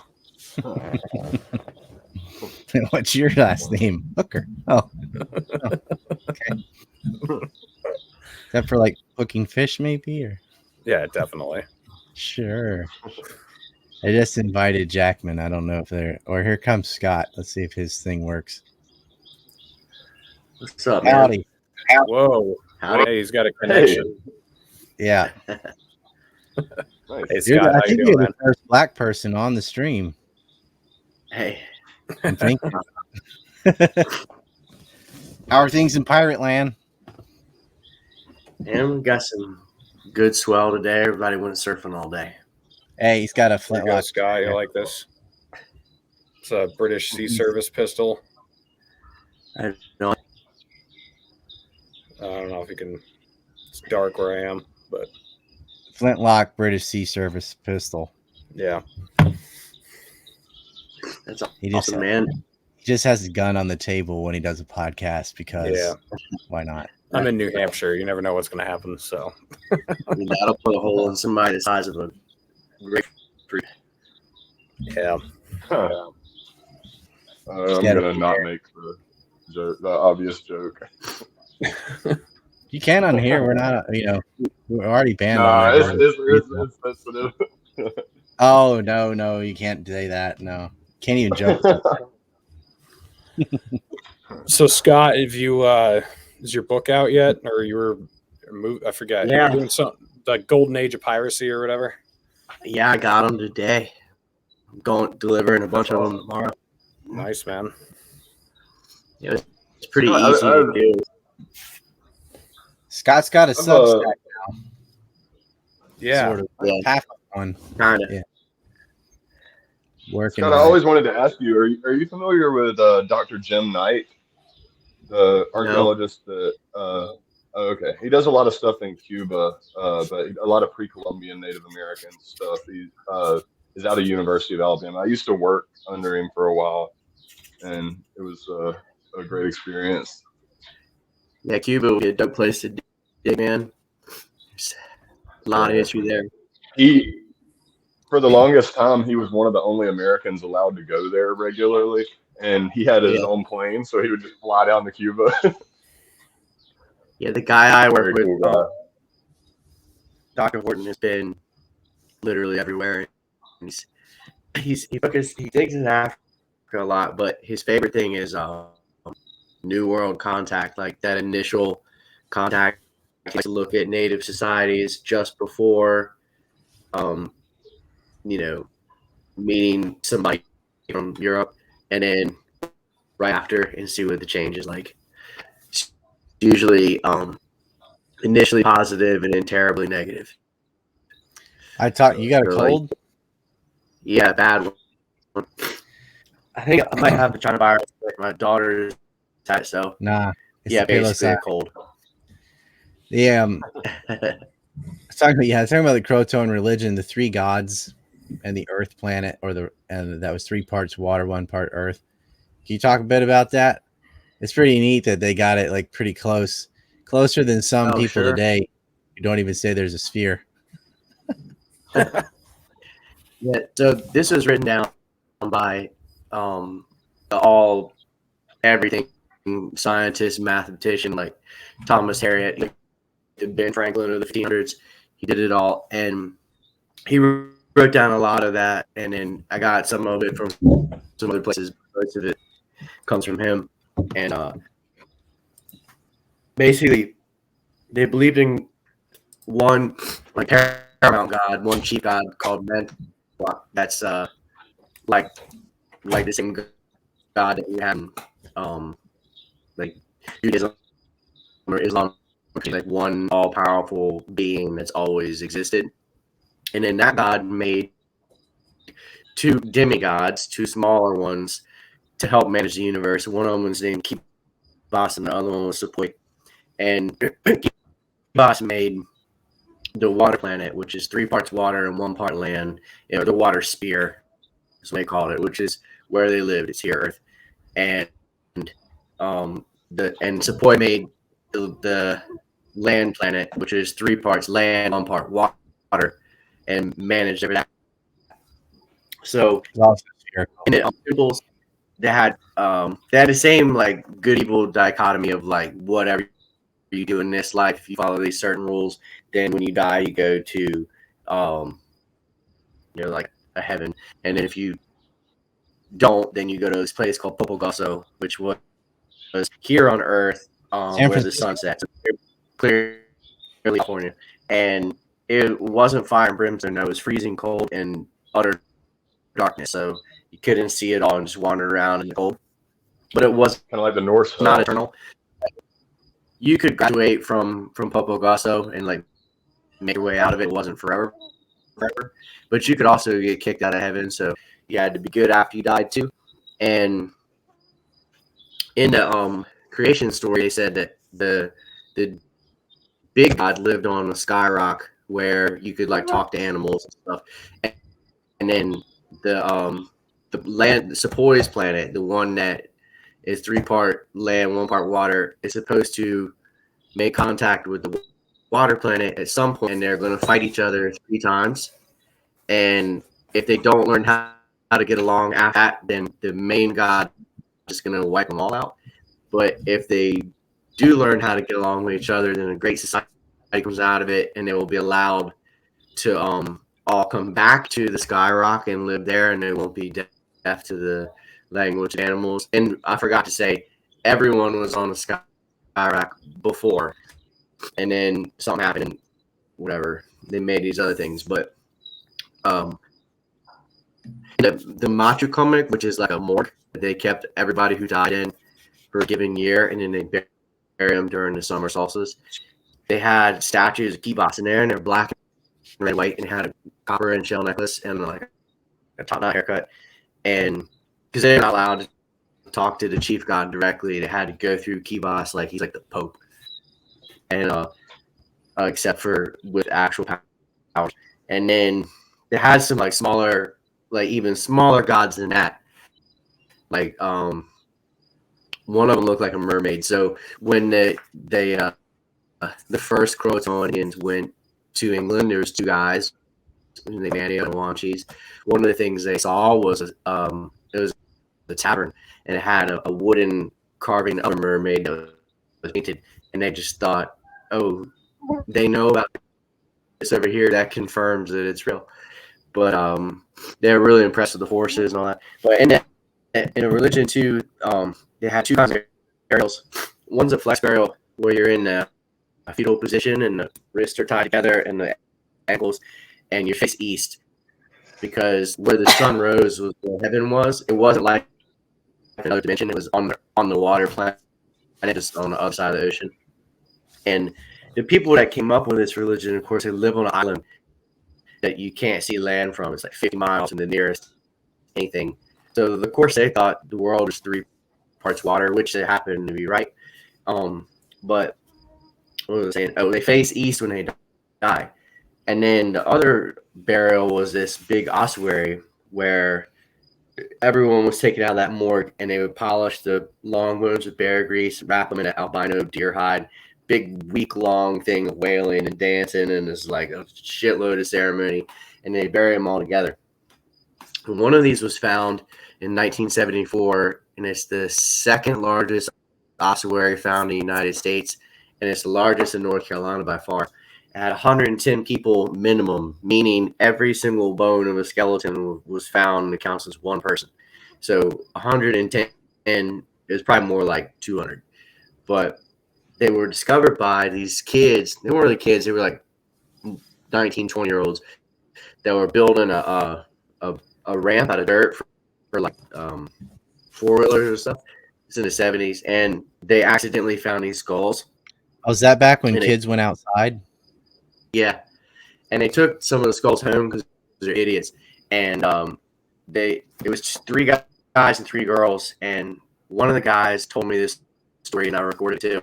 His name's Alan, and the girl's name was Marcy. And they were on a. Hey Scott, is that recording going to be on your Substack later?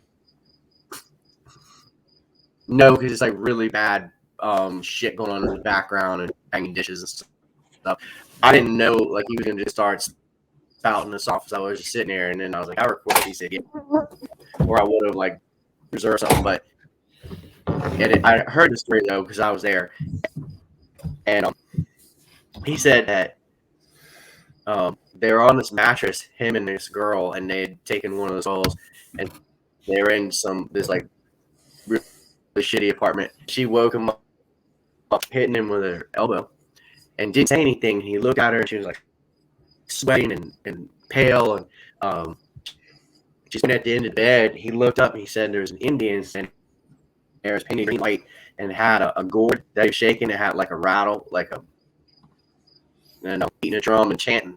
And he said it only lasts like 4 seconds. They both saw it and they wanted to get a moment. I was between them and the door. Then they heard this bang, bang, bang on this metal door. And their friend Johnny was standing outside. And when that happened, the Indian disappeared and they got up, ran door, and he was standing there holding his skull. He's like, "You're not gonna believe what happened to me this morning." And like same shit happened to him. And he tell the same story, and that really freaked him out. So like, we gotta put these back. And they start heading down Cola Road, and at the end of Cola Road is where they found them. And there's this other road, Deering, that intercepted it. It doesn't now, but there used to be this little wooden bridge, and it did. And then the other guy, his girlfriend had their skull, and the girl was completely hysterical and freaking out. And the guy came running up over that little wooden bridge and saw him, and he's like, "Man, this morning we saw all this in the same story," and they were like, "Fuck this," and like, "We're putting this shit back right now." 6 people all had the same dream, hallucination, vision, or the same drugs, or however you want to put it. But I've heard this story from 2 of them, 2 that I've been able to interview, and I did it different times. I didn't have leading questions, and they said exactly the same story. Like every detail was the same, and they all got goosebumps. Really shook up talking about it. So knowing that kind of freaked me out because in 2010 I had 3 skeletons in my bathroom because we were doing archaeology, and it's not a lot of these things are marked the headstone, and we don't want to dig up graves, but it happens. And the first time it happened, the state of North Carolina, like rules, you have to send the bones in Raleigh to make sure that's our capital, to make sure that it's not some middle forest or whatever, which we knew because we went through a cake of all the years, so they're centuries old. But we sent them in as a man, a woman, and a child. But we couldn't take them to Raleigh right away. Hurricane hit, and there's only one road to get on the island, and the road was washed out in this place called Rodanthe. For 3 days, you couldn't get off the island. And the other side of the island, you got to take a ferry. You obviously can't take a ferry in a hurricane. So they just sat there in my bathroom for 3 days. I remember thinking, I do not want to see some Indians in my bed beating a drum. And like, I don't believe that, but at the same time, I wouldn't play like a Ouija board in a graveyard at night by myself. So I guess I believe it. And one morning, I swear to God, I heard dun dun dun dun dun like that, and I woke up and I still hear it. And I was like, "Wait a minute, I'm awake. I still hear it." So I'm living room, and my kids are beating my wife's African drum, but for like 10, I guess future really flipped out. I was really really happy to get this out of my house, and anyway, that's a long story. Oh, there we go. Hey, you this way. Cheeks. Hey. Yeah. Hello. Oh. Oh. Hey. You want to count? No. Hi. Go to the mama, please. Mom. Can you go Ampanman? Mom. Yeah. Ampan, bye-bye. Can you imagine being a kid that innocent growing up in the Dawson household with all the shit you're going to be inundated with over the years? So sweet, doesn't know anything. Say Auschwitz. Okay. Oh, there we go. Does he still love the pond? Mm-hmm. What's that? Bread. They call bread pond. See my hand? Oh, Pon. Yeah, he likes Pon. I know Gucci's now. That's right. But on There you go. Come on. You want to hang out with Daddy? All right. I guess we got to end this. Yeah. So, Yeah. I will see you guys tomorrow. Pug, you want to jump on Telegram with me? Oh, sure. All right, cool. All right, we'll see you then. Reed Coverdale, Scott Dawson, Baby Doll, and Pug the Pug. Peace out. All right. Yeah, I got my story in now. Oh well. All right, guys. I'll see you I later. can't imagine having a kid right now. Yeah. See ya.